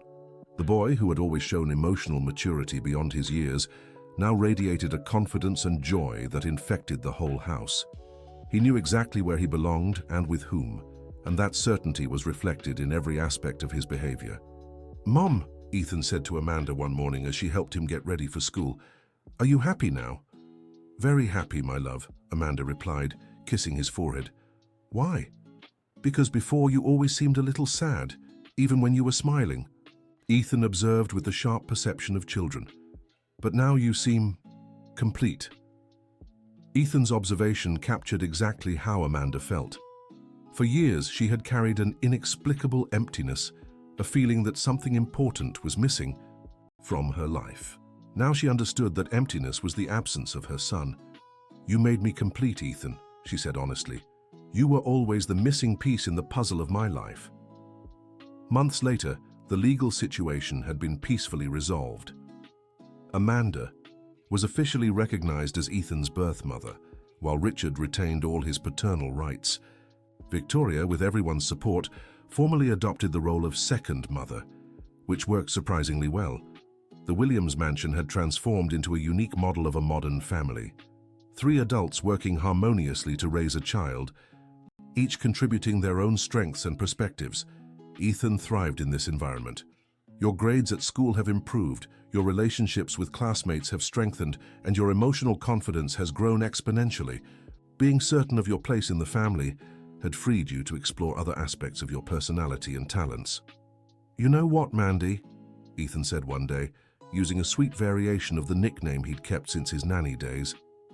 "I think our family is better now." "Why?" asked Amanda, curious about what the boy had noticed. "Because now everyone has their real place," explained Ethan. "You're my birth mum. Daddy is the dad who raised me. Victoria is my second mom who learned to love me. Emily is my sister. Uncle Daniel is my uncle. Everyone has a special and different place." Ethan's analysis revealed a deep wisdom about family dynamics. Instead of seeing the multiple relationships as complications, he saw them as enrichment. Each person in his life offered something unique and valuable. "And do you know what your place is?" asked Amanda, smiling. "Of course," Ethan answered with total confidence. "I'm the son loved by everyone. It's the best place in the world to be." Ethan's response perfectly captured the transformation that had taken place. From a child who felt out of place and unsure about his family connections, he had become a confident and secure boy, knowing exactly where he belonged. On Ethan's birthday that year, the party was different from all the previous ones. Instead of a formal celebration with impressive guests, it was an intimate gathering of the extended family, now including Amanda's mother, who had come from her hometown to meet her newly discovered grandson. "Grandma Margaret," said Ethan, introducing Amanda to his maternal grandmother. "This is my mom, the mom I found again." The emotion on Margaret Miller's face was indescribable. Years ago, her daughter had gone through a severe emotional crisis that resulted in the loss of a grandson she had never known. Now seeing them reunited and happy was more than she had dared to dream. "Ethan," said Grandma Margaret, holding the boy's face between her wrinkled hands, "you're even more beautiful than I imagined. Your mother always carried a picture of you as a baby in her heart." "Do you want to see my room?" offered Ethan, always eager to show off his treasures. "I have lots of books and some really cool toys." As Ethan led his newly discovered grandmother on a tour of the house, Amanda watched with tears of happiness. Her family had expanded in unexpected and wonderful ways. "Amanda," said Richard, approaching her, "I want to thank you for everything you've brought to our family." "I should be thanking you," she replied. "You took care of my son when I couldn't. You gave him love, stability, education. I'll be forever grateful." "No," Richard shook his head. "You taught us what unconditional love is. Ethan was always special, but with you, he blossomed in a way we'd never seen before. You brought genuine joy to this house." The conversation was interrupted by Ethan, who came running back from the house. "Mom! Dad! Grandma Margaret said she has stories about when you were little," he announced excitedly to Amanda. "She said you loved books when you were a kid too." "It's true," Amanda confirmed, laughing. "I've always been passionate about stories." "So that's where I got it from." Ethan jumped with joy. "Now I know where all the things I love come from." Watching Ethan discover his roots and family connections was deeply satisfying for all the adults present. The boy was building a complete understanding of his identity, integrating every aspect of his personal story. Later that night, after all the guests had left, Ethan asked all his parents, Amanda, Richard, and Victoria, to tuck him in together. "I want everyone to say goodnight to me," he explained, "because you're all important to me." The simple ritual became a symbol of their new family dynamic. Each adult offered their own version of affection and bedtime blessings, and Ethan received them all with obvious gratitude. "Good night, my dear son," said Amanda, kissing his forehead. "Good night." "Champ," said Richard, ruffling his hair affectionately. "Good night, sweet Ethan," said Victoria, smoothing his blankets. "Good night to all my parents," Ethan replied sleepily. "Thank you for loving me so much." When they left the room, the three adults exchanged looks of mutual satisfaction. They had created something unique and special. A family built on genuine love, mutual respect, and collaboration. "I think we did it," Richard said softly. "Did what?" asked Victoria. "Created the perfect family for Ethan," Richard explained. "Not traditional, maybe, but perfect for him." Amanda nodded in agreement. "He has everything he needs now. Love, stability, connection, understanding of his story. It's more than many children have. And it's more than any of us thought possible," added Victoria. "Who would have thought such a complicated situation could turn into something so beautiful?" In the following months, the Williams family settled into a harmonious routine. Ethan continued to thrive, his academic and emotional growth impressing teachers and classmates alike. Amanda adapted seamlessly to her new role as both mother and family manager. Richard found deep satisfaction in having helped bring the family together, and Victoria discovered a maternal side she never knew she had. Their story quietly spread through Denver as an inspiring example of how modern families can thrive when built on genuine love, rather than social conventions. Other parents facing complex situations sought advice on navigating non-traditional family dynamics. "I never thought our personal story could help others," Amanda remarked one day after speaking with a mother struggling with shared custody issues. "The best lessons are always the ones we learn through real experience," Richard observed, "and our experience proves that family is about so much more than biology or traditional roles." Ethan, now 8 and even more articulate, had developed his own philosophy about family. "People always ask how many parents I have," he shared, during dinner, "and I tell them I have exactly the right number. A dad who raised me, a mom who made me and found me again, and a second mom who learned to love me. It's perfect like that." The simplicity with which Ethan explained his family situation often surprised adults who assumed non-traditional arrangements would confuse children. In reality, Ethan showed that children adapt easily to unique family structures when there's love and consistency. "Ethan's right," agreed Emily, now 14 and developing her own wisdom about relationships. "Our family works because everyone chose to be here and contribute positively." Daniel, who had played a crucial role in uncovering the truth, watched everything with the satisfaction of someone who had helped solve an important mystery. "It still amazes me how all the signs were there from the beginning," he reflected. "The connection between Amanda and Ethan, the feelings of familiarity, the natural way they interacted. Sometimes the truth is right in front of us, but we have to be ready to see it. And sometimes we need courage to act on that truth," added Amanda. "If you hadn't pushed to investigate, maybe we would never have found out." "And if Ethan hadn't defended Mandy so bravely at that party," Richard reminded them, "maybe we never would have reached the point of questioning the situation."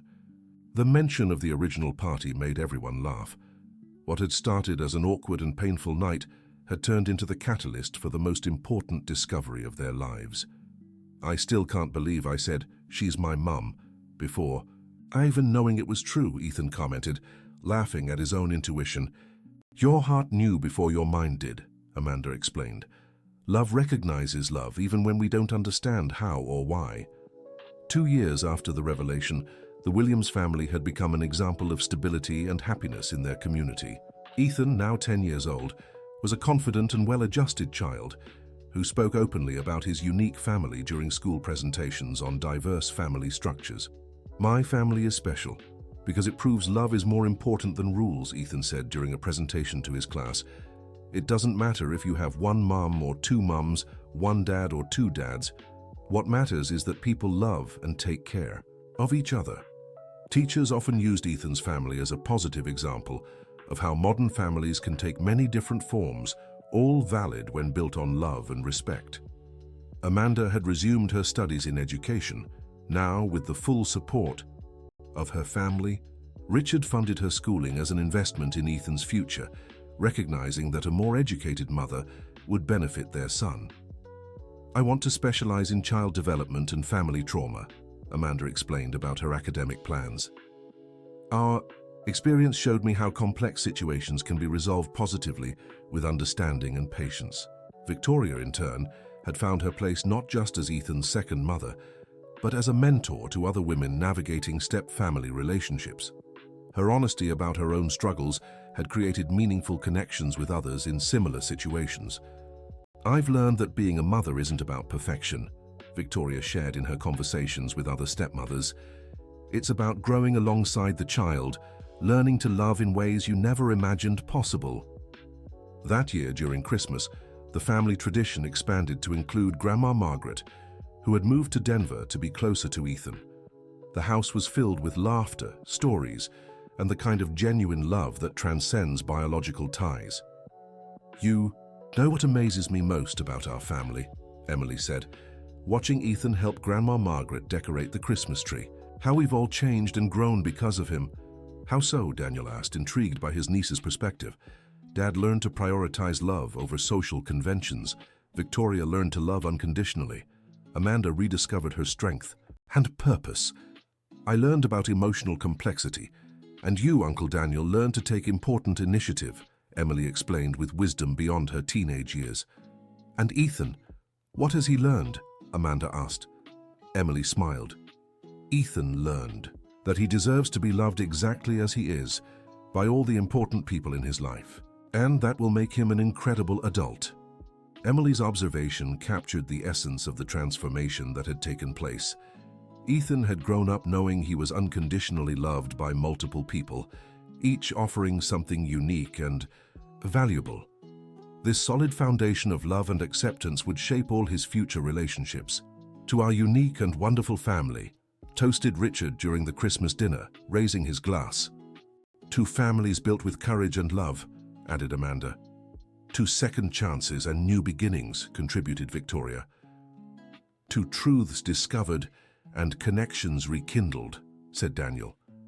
"To siblings who teach us about unconditional love," said Emily. "To mothers who never give up and fathers who always support," said Grandma Margaret. "And to families that prove love is stronger than any rule," concluded Ethan, making everyone laugh and cry at the same time. The following years brought even more growth and joy to the family. Ethan became an articulate and empathetic young man, often invited to speak about diverse families at community events. Amanda completed her education and opened a private practice specializing in family therapy. Richard expanded his business with a renewed perspective on work-life balance. Victoria developed a support program for stepmothers in her community, turning her own struggles into resources for other women. Emily grew into a compassionate young woman with an interest in family psychology. Daniel remained the family's wise figure, always available with advice and perspective when needed. The house that had once been a stage for tension and conflict became a refuge of love, acceptance, and mutual growth.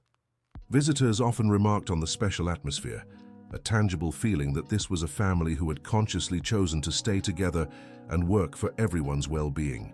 "Sometimes I still can't believe I almost lost all this," Amanda remarked on a quiet afternoon, watching Ethan play in the garden with friends. "You could never have truly lost it," Richard observed. "The bond between you two was too strong to be broken permanently." "But what if you hadn't had the courage to uncover the truth?" Amanda asked. "What if you'd taken the easier path and just fired me?" "Then it would have been the biggest mistake of my life," Richard admitted. "Ethan would never have forgiven me, and I would have lost the chance to have the family I always dreamed of." "A family built on honesty and genuine love," Amanda agreed. "Exactly. And a family that proves there's more than one right way to love and care for a child," Richard added. On Ethan's 10th birthday, he asked to make a special speech during his party. "Everyone," Ethan said, standing on a chair so all could see, "I want to thank you all for being part of my special family."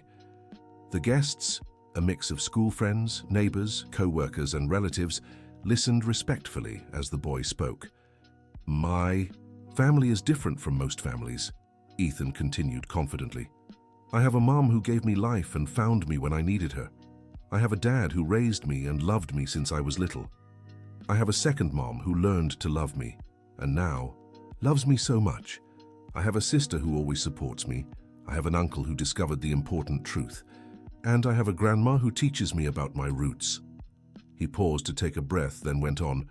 "People sometimes ask if it's confusing to have so many parents, but it's not confusing, it's amazing. Because it means I'm loved by so many, different people, each in their own special way, and that makes me feel really lucky." The applause was warm, and many of the adults were visibly moved. "I also want to say," Ethan continued, "that my family proves you don't have to be born together to be a real family. Family is about choosing to love and care for each other every day." More applause followed, now mixed with emotional sniffles. "So thank you all for choosing to love me. And I promise I'll always choose to love you back," Ethan concluded, jumping from his chair and running to hug all his parents at once. The image of Ethan embraced by Amanda, Richard, and Victoria, all crying with happiness, became the family's favorite photo. It perfectly captured the essence of their journey, a child who had found his place through the unconditional love of multiple people willing to redefine what family means. Years later, when Ethan became a young adult, he often reflected on his unique childhood. "Growing up in our family taught me that love isn't a limited resource," he would explain to friends and girlfriends. "The more you love, the more love there is to share. My parents proved that by loving not just me but also each other, even when things were complicated." The lesson Ethan learned, that love expands rather than diminishes when shared, influenced all his future relationships. He became someone capable of forming deep, lasting connections, always willing to include others in his expanded definition of family. Amanda, reflecting on the extraordinary journey that took her from a humiliated nanny to a rediscovered mother, often marveled at the power of truth and love.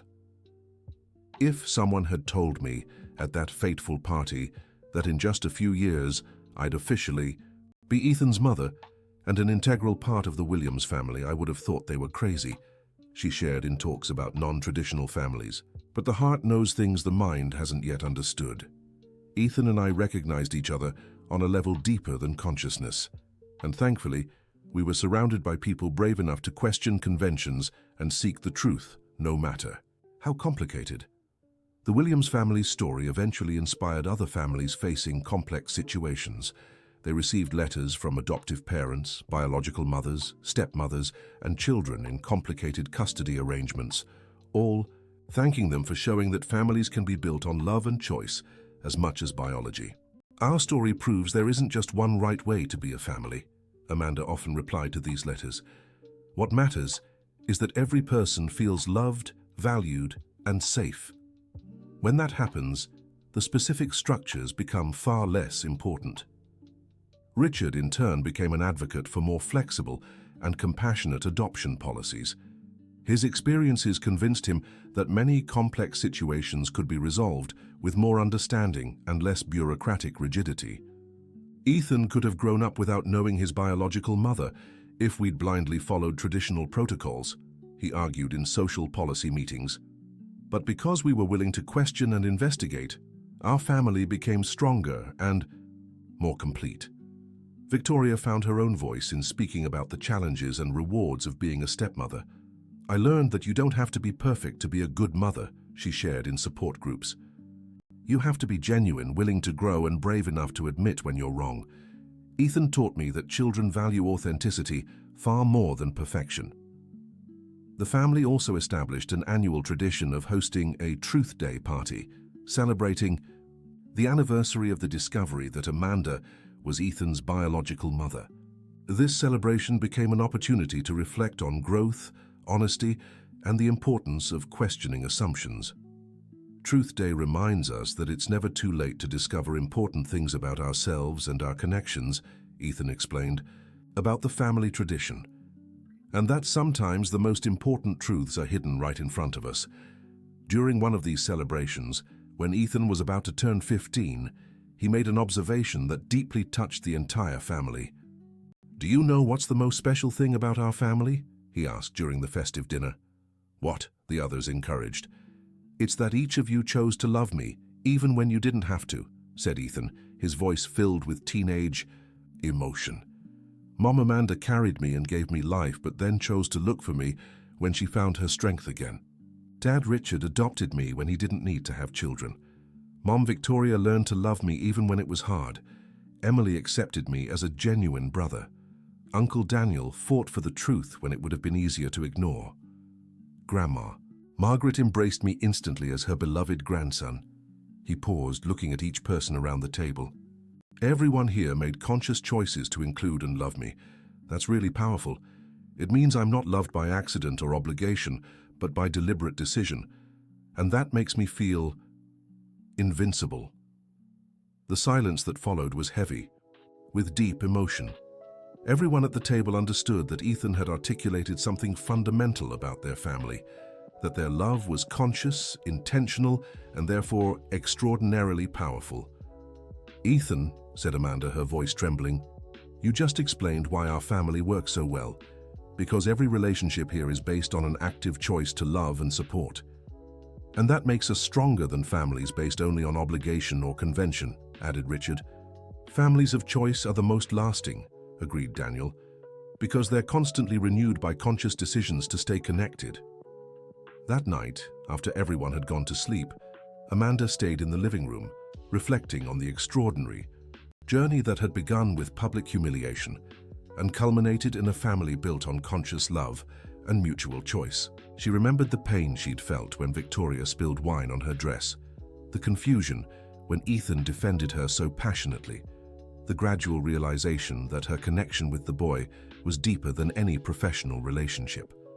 She thought about how Richard had risked his marital stability to uncover the truth, how Daniel had persisted with his suspicions even when they seemed unlikely, how Emily had offered wisdom beyond her years, how Victoria had found the courage to change and grow.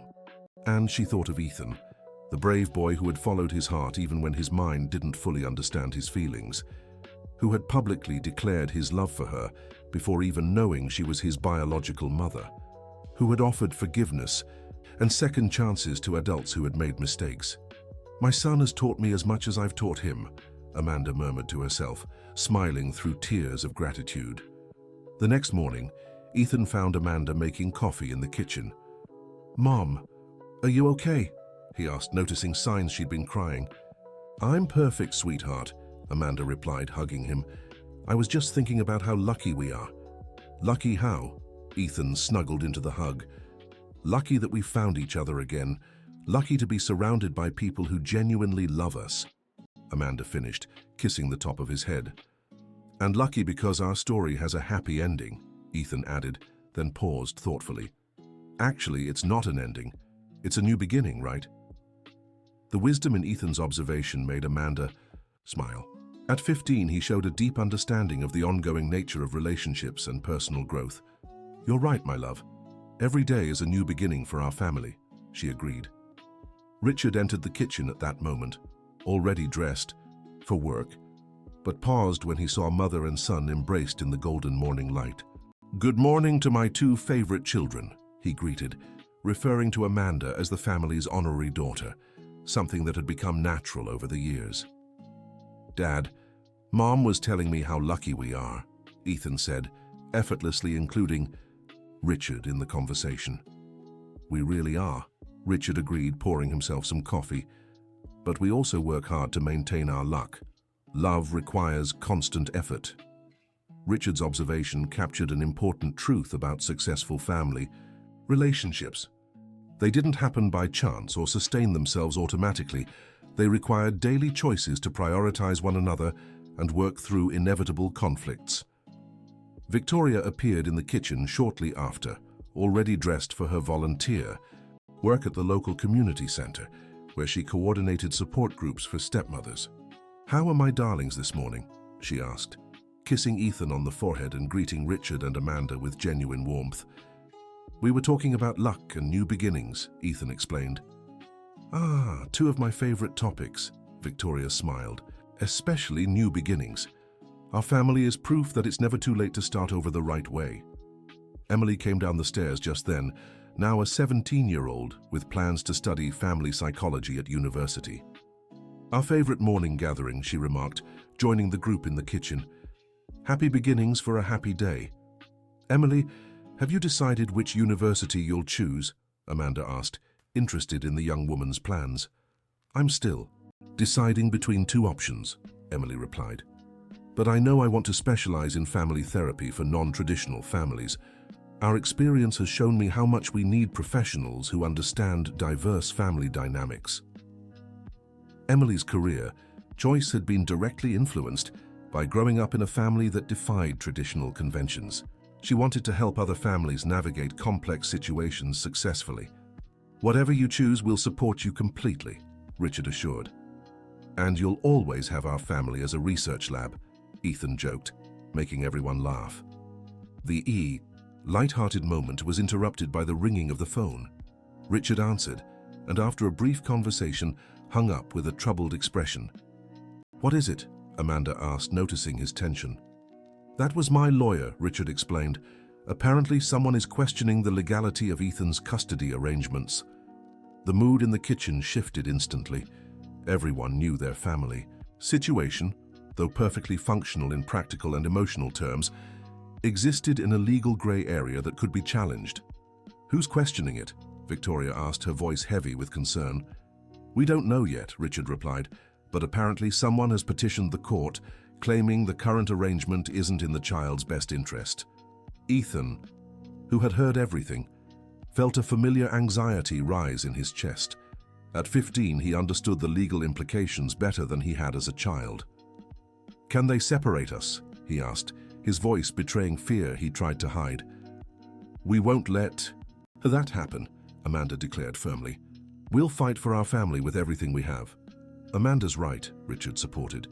"We have years of documentation proving our family situation benefits Ethan. Any sensible court will recognize that." "But what if they don't?" Ethan pressed, his teenage fear manifesting as a need to confront the worst possible scenario. Daniel, who had arrived for morning coffee, as he often did on weekends, walked into the kitchen and immediately sensed the tension. "What's going on?" he asked.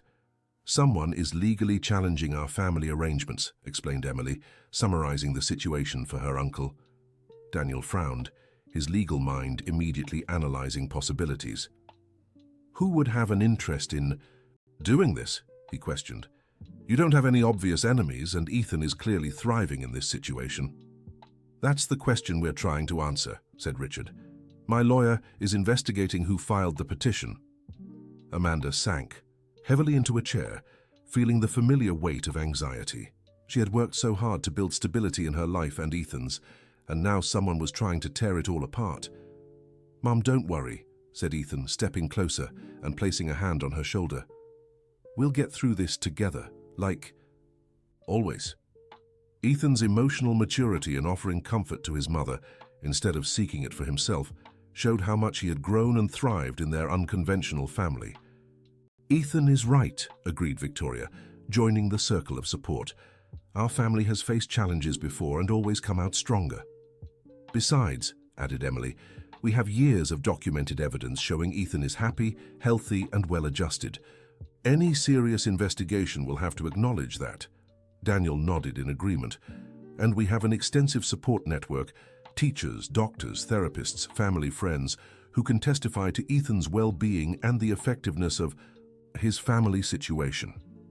The family's encouraging words helped ease some of the immediate fears, but everyone understood they were facing a difficult period of scrutiny and uncertainty. "Let's schedule a meeting with the lawyer for Tuesday," Richard decided. "And we'll start systematically documenting every positive aspect of our family situation. I can write a report about my development and well-being," offered Ethan. "At 15, my opinion should carry significant legal weight." "Good idea," approved Daniel.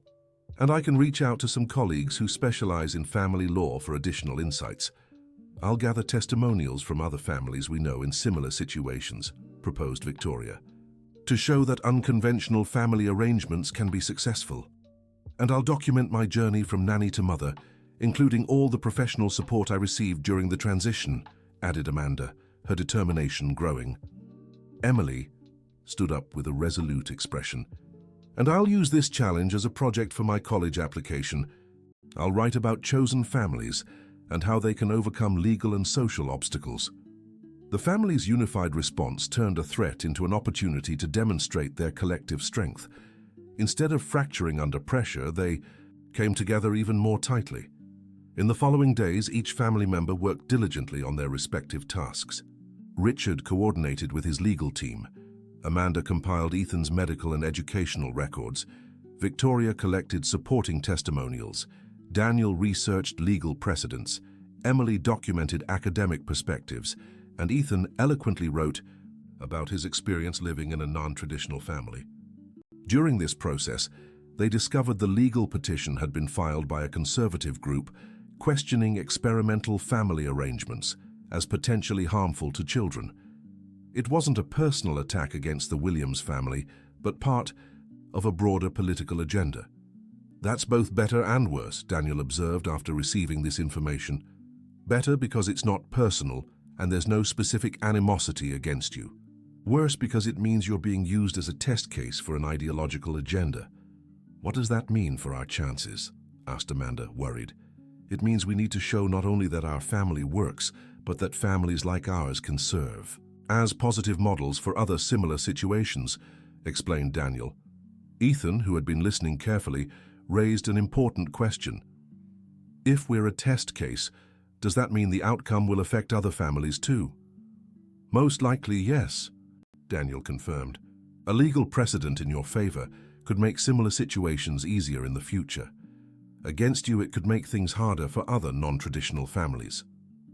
The realization that their personal struggles could impact other families added significant emotional weight to the situation, but also gave them a greater sense of purpose. "So we're not just fighting for ourselves," Amanda observed. "We're fighting for all families that challenge traditional conventions in the name of genuine love." "Exactly," agreed Richard, "and that makes me even more determined to win." The first legal hearing was scheduled for 6 weeks later, giving them time to prepare a thorough defense. During this period, the family received unexpected support from surprising sources. Ethan's school psychologist wrote a detailed report documenting his exemplary emotional and academic development. His teachers provided testimonials about his maturity, empathy, and leadership skills. Even traditional families in the community spoke up in support, arguing that a child's well-being should always take priority over structural conformity. "It's amazing how our situation has touched so many people," commented Victoria, reading through the dozens of support letters they had received. "I think many families face similar challenges, even if on a smaller scale," observed Emily. "Divorced parents, blended families, grandparents raising grandchildren, same-sex couples, they all have to navigate social expectations about how families should function. Our story gives hope to people who feel judged for not fitting traditional molds," added Ethan, showing surprising understanding of the broader social impact of their situation. 2 weeks before the hearing, they received an unexpected visit. Olivia's sister, Jennifer Miller, appeared at the front door with a nervous expression. "Can I talk to you?" she asked hesitantly. "It's about the legal situation, and about my sister Olivia." Richard invited her in, curious about what she might reveal. Jennifer was around 50, with features vaguely resembling Olivia's, but with a more timid and hesitant demeanor. "Jennifer, we haven't seen you in years," Richard said politely. "How did you hear about our legal situation?" "I read it in the paper," Jennifer replied, sitting uncomfortably in the living room. "And I felt I had to come because there are things about Olivia you never knew." Ethan, who was in the room doing homework, looked up with interest. Information about Olivia always caught his attention, since she had played a key role in his personal story. "What kind of things?" Amanda asked carefully. Jennifer took a deep breath before answering. "Olivia lied about many aspects of Ethan's adoption, not just to you, but to the authorities too." "How so?" Richard leaned forward, sensing important revelations. "She wasn't a licensed social worker when she arranged the adoption," Jennifer revealed. "She falsified credentials and created a fake agency to facilitate the process." The silence that followed was tense. Everyone was processing the implications of this information. "Why would she do that?" asked Amanda. "Because she was desperate to have a child and couldn't adopt through legitimate channels," explained Jennifer sadly. She and Richard had tried for years to have children without success, and adoption agencies rejected her because of mental health issues she hid. Ethan completely stopped pretending to do homework and gave his full attention to the conversation. "What kind of mental health problems?" asked Daniel, who had arrived during the discussion. "Olivia suffered from severe depression and borderline personality disorder," revealed Jennifer. "She was emotionally unstable but very good at hiding it from people." The revelations painted a completely different picture of Olivia than Richard had known during their marriage. "She seemed stable when we got married," said Richard, clearly disturbed by the information. "Olivia was a master at masking her problems," explained Jennifer, "but she was always obsessed with having a perfect family no matter what it took." "What about Amanda?" Ethan asked directly. "Did Olivia really meet my mom by chance?" Jennifer shook her head. "Nothing was by chance. Olivia specifically sought out young mothers in psychiatric treatment because she knew they'd be vulnerable and unlikely to question the process. The information hit Amanda like a punch. She hadn't been compassionately helped. She'd been deliberately targeted because of her vulnerability." "So she manipulated me on purpose?" Amanda asked, her voice heavy with renewed pain. "Olivia manipulated everyone," Jennifer confirmed sadly. "She was so desperate for a baby that she justified any deception as necessary to create a family." Ethan stood up and walked over to Amanda, placing a hand on her shoulder in a comforting gesture. "Mom, this doesn't change anything between us," he said firmly. "It doesn't matter how we got here. What matters is that we're together now." "Ethan is right," agreed Richard, "but this information could be crucial for our legal situation." Daniel nodded vigorously. "If the original adoption was based on forgery and manipulation, it significantly strengthens Amanda's legal position as the biological mother." "Jennifer," Amanda said, "do you have proof of these forgeries?" "I have some documents, Olivia, left behind when she passed," Jennifer replied hesitantly. "Papers showing discrepancies in her credentials and letters, revealing her true motivations." "Would you be willing to testify about this in court?" Daniel asked. Jennifer hesitated for a long moment. "Yes," she finally said. "Olivia was my sister, and I loved her, but what she did was wrong. Ethan deserves to be with his real family, and you all deserve to have that recognized legally." Jennifer's willingness to testify against her own late sister's actions showed significant moral courage. "Why are you doing this?" Ethan asked curiously. "It must be hard to speak against your sister." Jennifer gave the young man a sad smile. "Because I've watched you grow as a family over the years, and it's obvious you belong together. Olivia got what she wanted, a child for Richard, but in the wrong way. You've built something genuine and beautiful that deserves legal protection." Jennifer's revelations completely changed the family's legal strategy. Instead of simply defending their current situation, they could now challenge the legitimacy of the original adoption and establish Amanda's rightful parental claims. "This changes everything," the family's lawyer explained during an urgent meeting. "If we can prove that the original adoption was based on fraud, we can nullify the entire process and establish a new legal framework that recognizes Amanda's biological rights," the lawyer explained. "And what about Richard's rights as an adoptive father?" asked Victoria, concerned about the implications for the whole family. "Richard can still be recognized as a legal father through years of effective care, regardless of the original adoption." "Circumstances," the lawyer assured, "especially with Amanda's support as the biological mother." Ethan listened to these legal discussions with intense interest.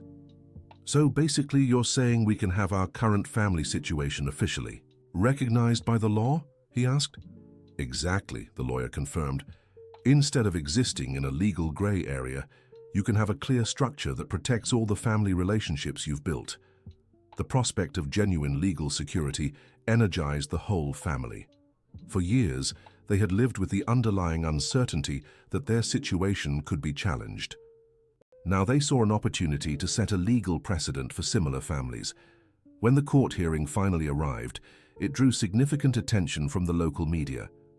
Journalists intrigued by the story of an unconventional family fighting for legal recognition filled the courtroom. Ethan, now 15 and articulate, had asked to testify personally about his experience. "Your Honor," he addressed the judge with surprising confidence, "I grew up in a family that many would consider unconventional, but I can testify that I've received more love, support, and guidance than many children in so-called normal families." He paused, gathering his thoughts. "My biological mother, Amanda, loves me unconditionally and has always prioritized my well-being. My adoptive father, Richard, raised me with patience and dedication. My second mother, Victoria, learned to love me genuinely and offers unique perspectives. Together, they created an environment where I can grow with confidence, knowing I'm valued by multiple people who chose to love me." The courtroom was silent, clearly moved by the young man's eloquence and maturity. "Families aren't defined by traditional structures," Ethan continued. "They're defined by love, commitment, and the daily choice to support one another. My family proves that every day." Ethan's testimony was followed by statements from Jennifer about Olivia's falsifications, documented evidence of Ethan's positive development, and character witnesses who spoke about the family's strength and stability. The conservative group that had initiated the challenge argued that unconventional family arrangements were inherently unstable and potentially harmful to children, but their theoretical arguments paled in comparison to the concrete evidence of Ethan's well-being and his family's harmonious dynamic. After deliberation, the judge issued a ruling that would become an important precedent for family law. "This court recognizes that a child's well-being must always take priority over conformity to traditional family structures," he declared. "Ethan Williams has grown up in a loving and stable environment that, while unconventional, demonstrably serves his best interests." He continued, "Furthermore, the evidence of fraud in the original adoption justifies nullifying that process and establishing a new legal framework that recognizes the rights of all parties involved." The ruling granted shared legal custody between Amanda and Richard, recognized Victoria as an auxiliary legal guardian, and validated the family arrangement as being in Ethan's best interests. This case demonstrates that families can take many different forms, all valid when based on genuine love and a commitment to children's well-being, concluded the judge. The legal victory was celebrated not only by the Williams family, but by advocates for unconventional families across the country. The decision set an important precedent for the legal recognition of diverse family structures. "We won!" exclaimed Ethan, hugging his entire family at once as they left the courthouse. "Not only did we win," corrected Emily, now 18, and about to begin her university studies in family psychology. "We've created a path for other families to follow." In the months following the legal victory, the Williams family received hundreds of letters from other families in similar situations, thanking them for fighting for legal recognition and establishing a helpful precedent. "Our personal story has become something bigger than ourselves," observed Amanda, reading through the letters of gratitude. "And that's a responsibility we must take seriously," added Richard. "We have the opportunity to use our experience to help others." Ethan, inspired by the impact his family had made, decided to specialize in family rights law when he went to university. "I want to help other families like ours gain recognition and legal protection," he explained. "Our victory should be the beginning, not the end." The family also established a small non-profit organization to provide resources and legal support for unconventional families navigating complex legal systems. "No one should have to fight alone like we did," said Victoria, who became one of the organization's lead coordinators. "And no one should live in fear that their family might be torn apart because of prejudices against non-traditional structures," added Daniel, who provided voluntary legal consulting. 2 years after the legal victory, Ethan was preparing to graduate high school and apply to colleges. During a family conversation about his future plans, he made a remark that deeply moved everyone present. "Do you know the most important thing our family has taught me?" he asked during dinner. "What?" the others encouraged. "That love is action, not just feeling," Ethan said thoughtfully.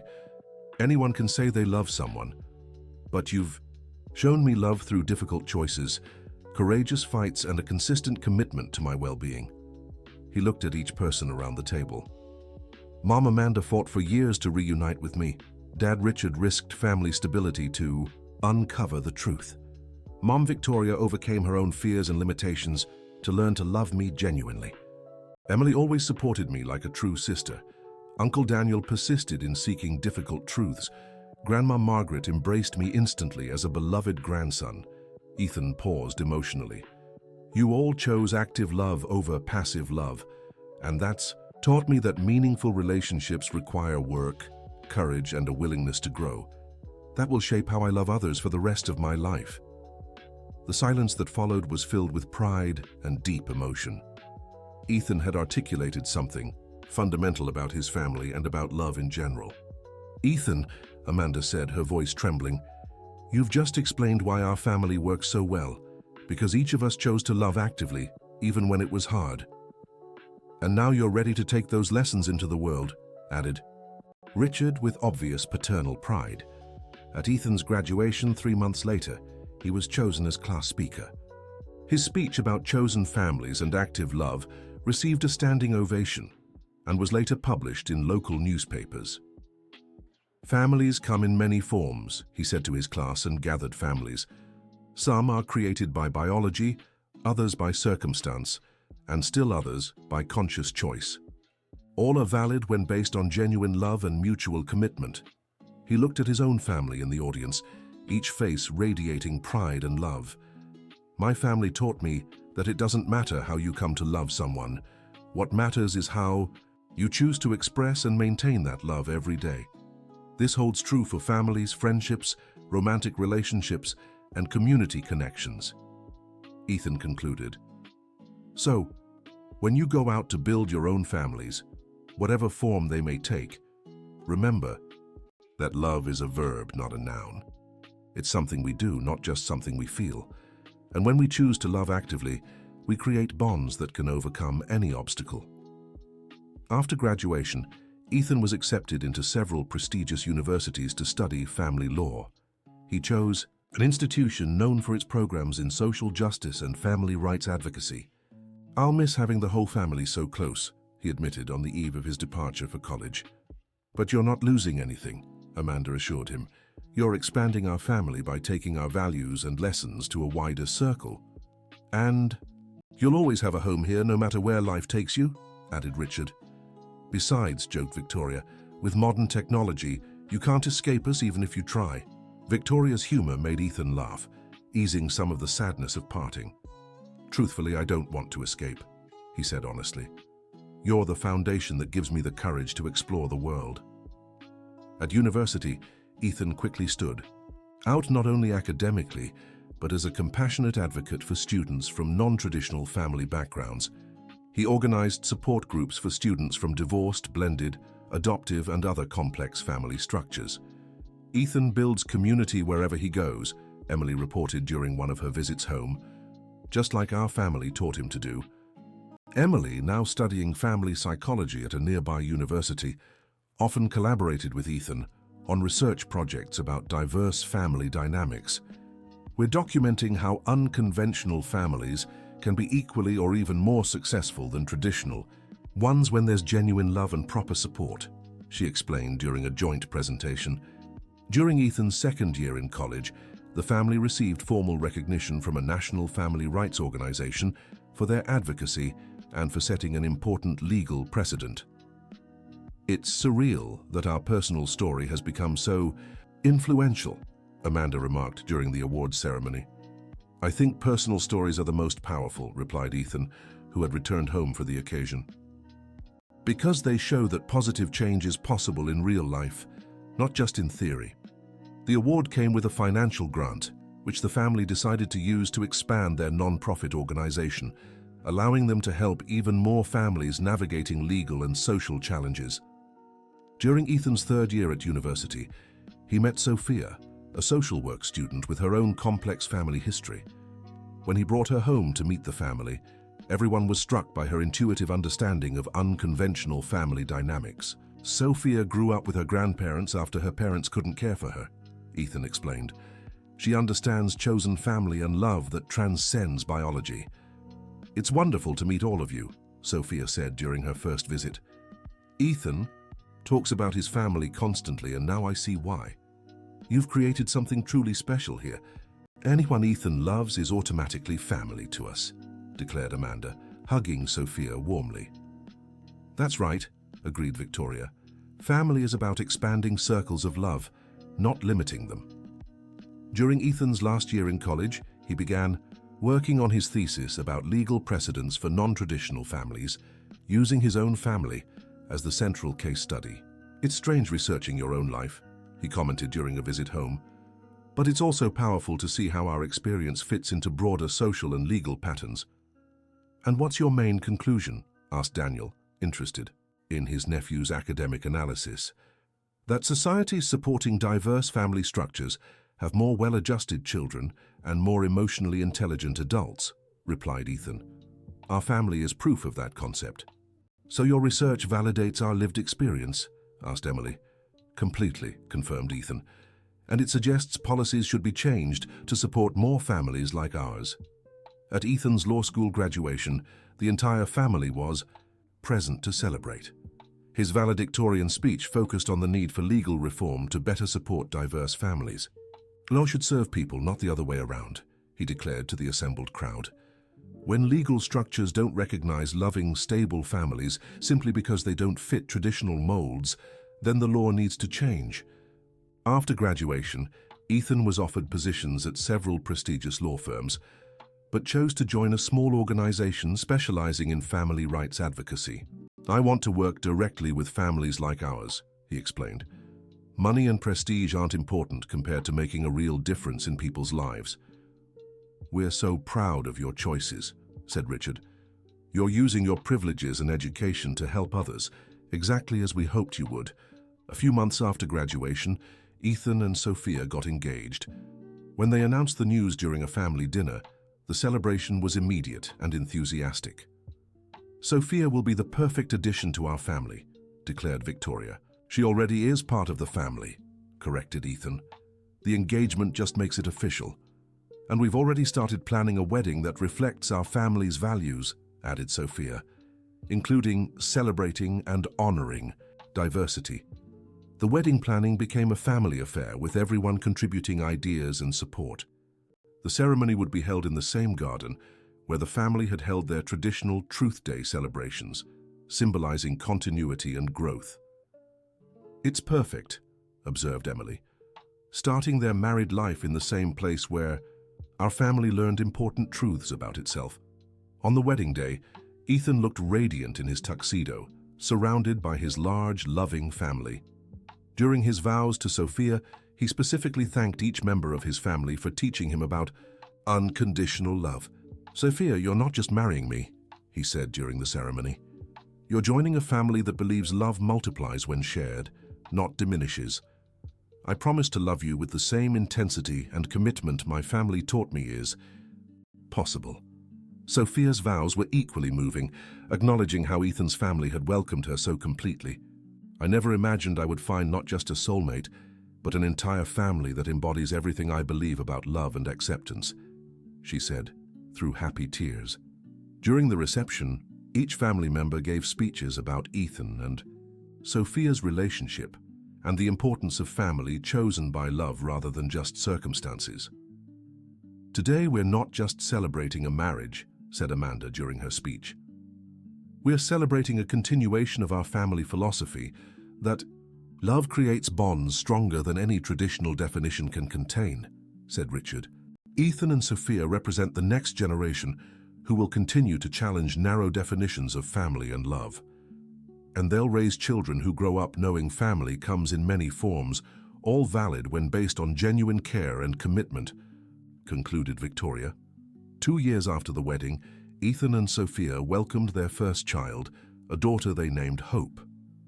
"Hope represents everything our family stands for," Ethan explained when announcing the birth.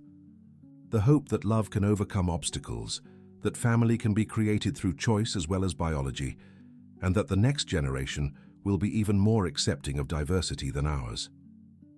When Amanda held her granddaughter for the first time, The emotion was overwhelming. "She's beautiful," whispered Amanda, tears streaming down her face, "and she'll grow up in a family that knows how to love unconditionally." "Just like her father did," observed Richard, equally moved. Ethan watched. His mother with his daughter, and felt profound gratitude for all the struggles that had led to this moment. "Mom, do you remember that first day when you defended me during the party?" he asked. "Did you ever imagine it would lead to all this?" "Never," admitted Amanda. "But I'm grateful for every difficult moment that brought us here. They taught us that family is worth fighting for." As Hope grew, she became a source of immense joy for the entire extended family. Each member had a special relationship with her, demonstrating how love truly does multiply when shared freely. "She's going to grow up thinking it's completely normal to have multiple grandparents and endless amounts of love," observed Sophia, watching hope being passed between family members during a holiday gathering. "And that's exactly how it should be," replied Ethan. "Normal should be defined by love and care, not by traditional structures." During Hope's first birthday celebration, Ethan made a toast that captured how far their family had come. "2 years ago, we were just a happy but legally vulnerable family," he said, holding his daughter. "Today, we're a legally recognized, socially accepted family that serves as a model for others. And more importantly, we're a family that continues to grow through love and choice." He looked around at all the faces: Amanda, Richard, Victoria, Emily, Daniel, Grandma Margaret, Sophia, and baby Hope. Each person here represents a choice to love beyond traditional boundaries. And now Hope will grow up knowing that family can be anything we choose to make it, as long as it's built on genuine care and commitment. As years passed, the family continued to flourish and expand. Emily finished her PhD in family psychology and began working with organizations to support diverse families. Daniel retired, but remained active in legal advocacy. Grandma Margaret enjoyed her golden years surrounded by multiple generations of loving family. Victoria found her calling working with programs that help stepmothers develop healthy relationships with their stepchildren. Her own transformation from reluctant stepmother to devoted family member made her uniquely qualified for this work. "I tell other stepmothers that it's okay to struggle initially," she shared during a conference presentation. "What matters is being willing to grow, learn, and persist in developing genuine connections." Richard, now in his 60s, reduced his business commitments to spend more time with family and to pursue philanthropic interests related to family rights. Money was never an end goal, he reflected, during a family interview for a documentary about family diversity. "It was always about creating security and opportunities for people I love. Now I have more family to love than I ever imagined possible." Amanda completed her education and opened a private practice specializing in therapy for families navigating complex dynamics. Her own experience gave her credibility and insight that theoretical training alone never could. "I understand what it feels like to be separated from your child and to fight for reunification," she shared with clients. "But I also understand that sometimes unconventional solutions work better than traditional approaches." Ethan, now an established family rights attorney, had handled dozens of cases involving non-traditional families. Each success felt like a personal victory, validation that their family's struggle had opened doors for others. "Every time we help a family get legal recognition or protection, I think about our own journey," he said during a recent interview.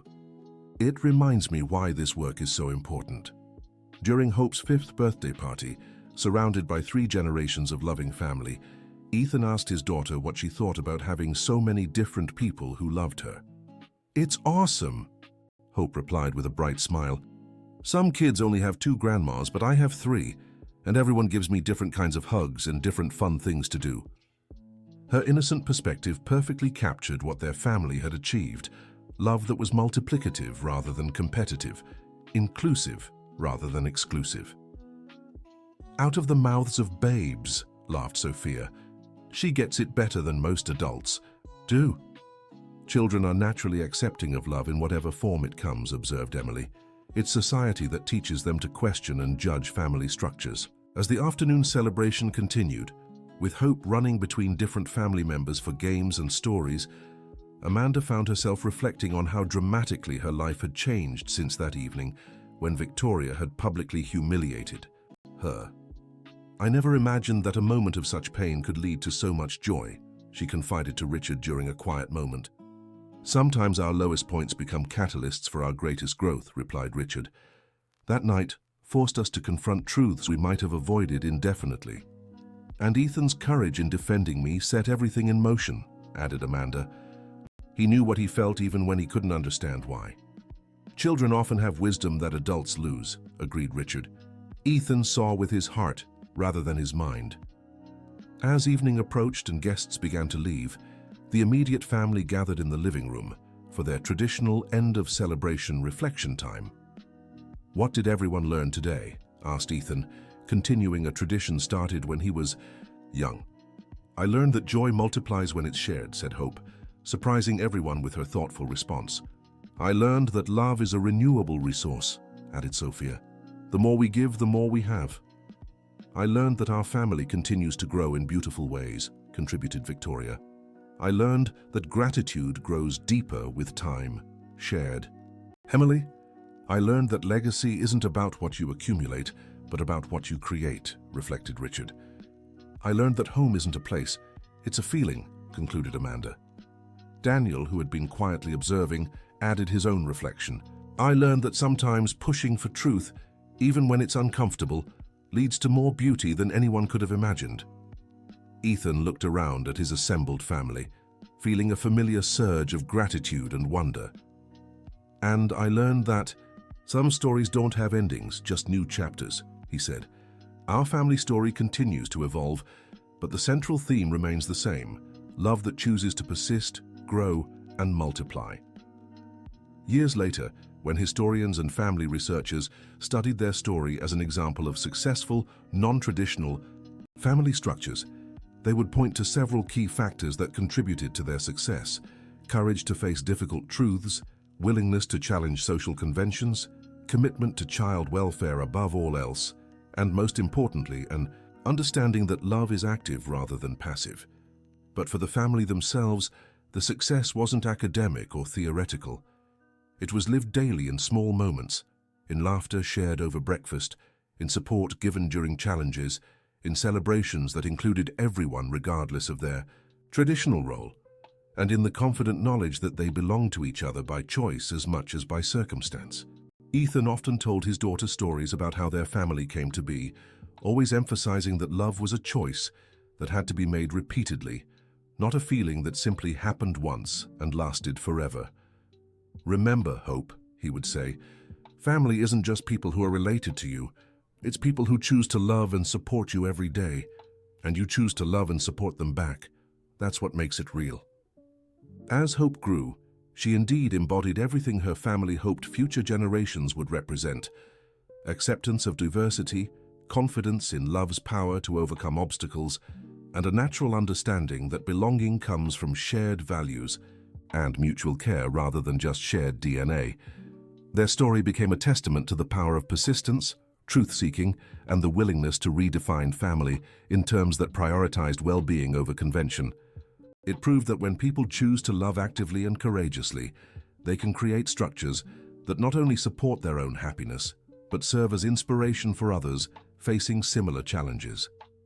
And so the family that began with a moment of public humiliation and a child's instinctive defense became a legacy of love that continues to influence countless others, demonstrating that sometimes the most profound truths are discovered not in spite of our struggles, but because of them. Iinbu. End of story. Now tell us what you thought of the story and if it moved you in any way. Do you believe Ethan always knew intuitively that Amanda was his mother? We'd love to read your opinion in the comments. Thank you so much for joining us. Don't forget to leave your like and, most importantly, subscribe to the channel so you don't miss other heartwarming stories.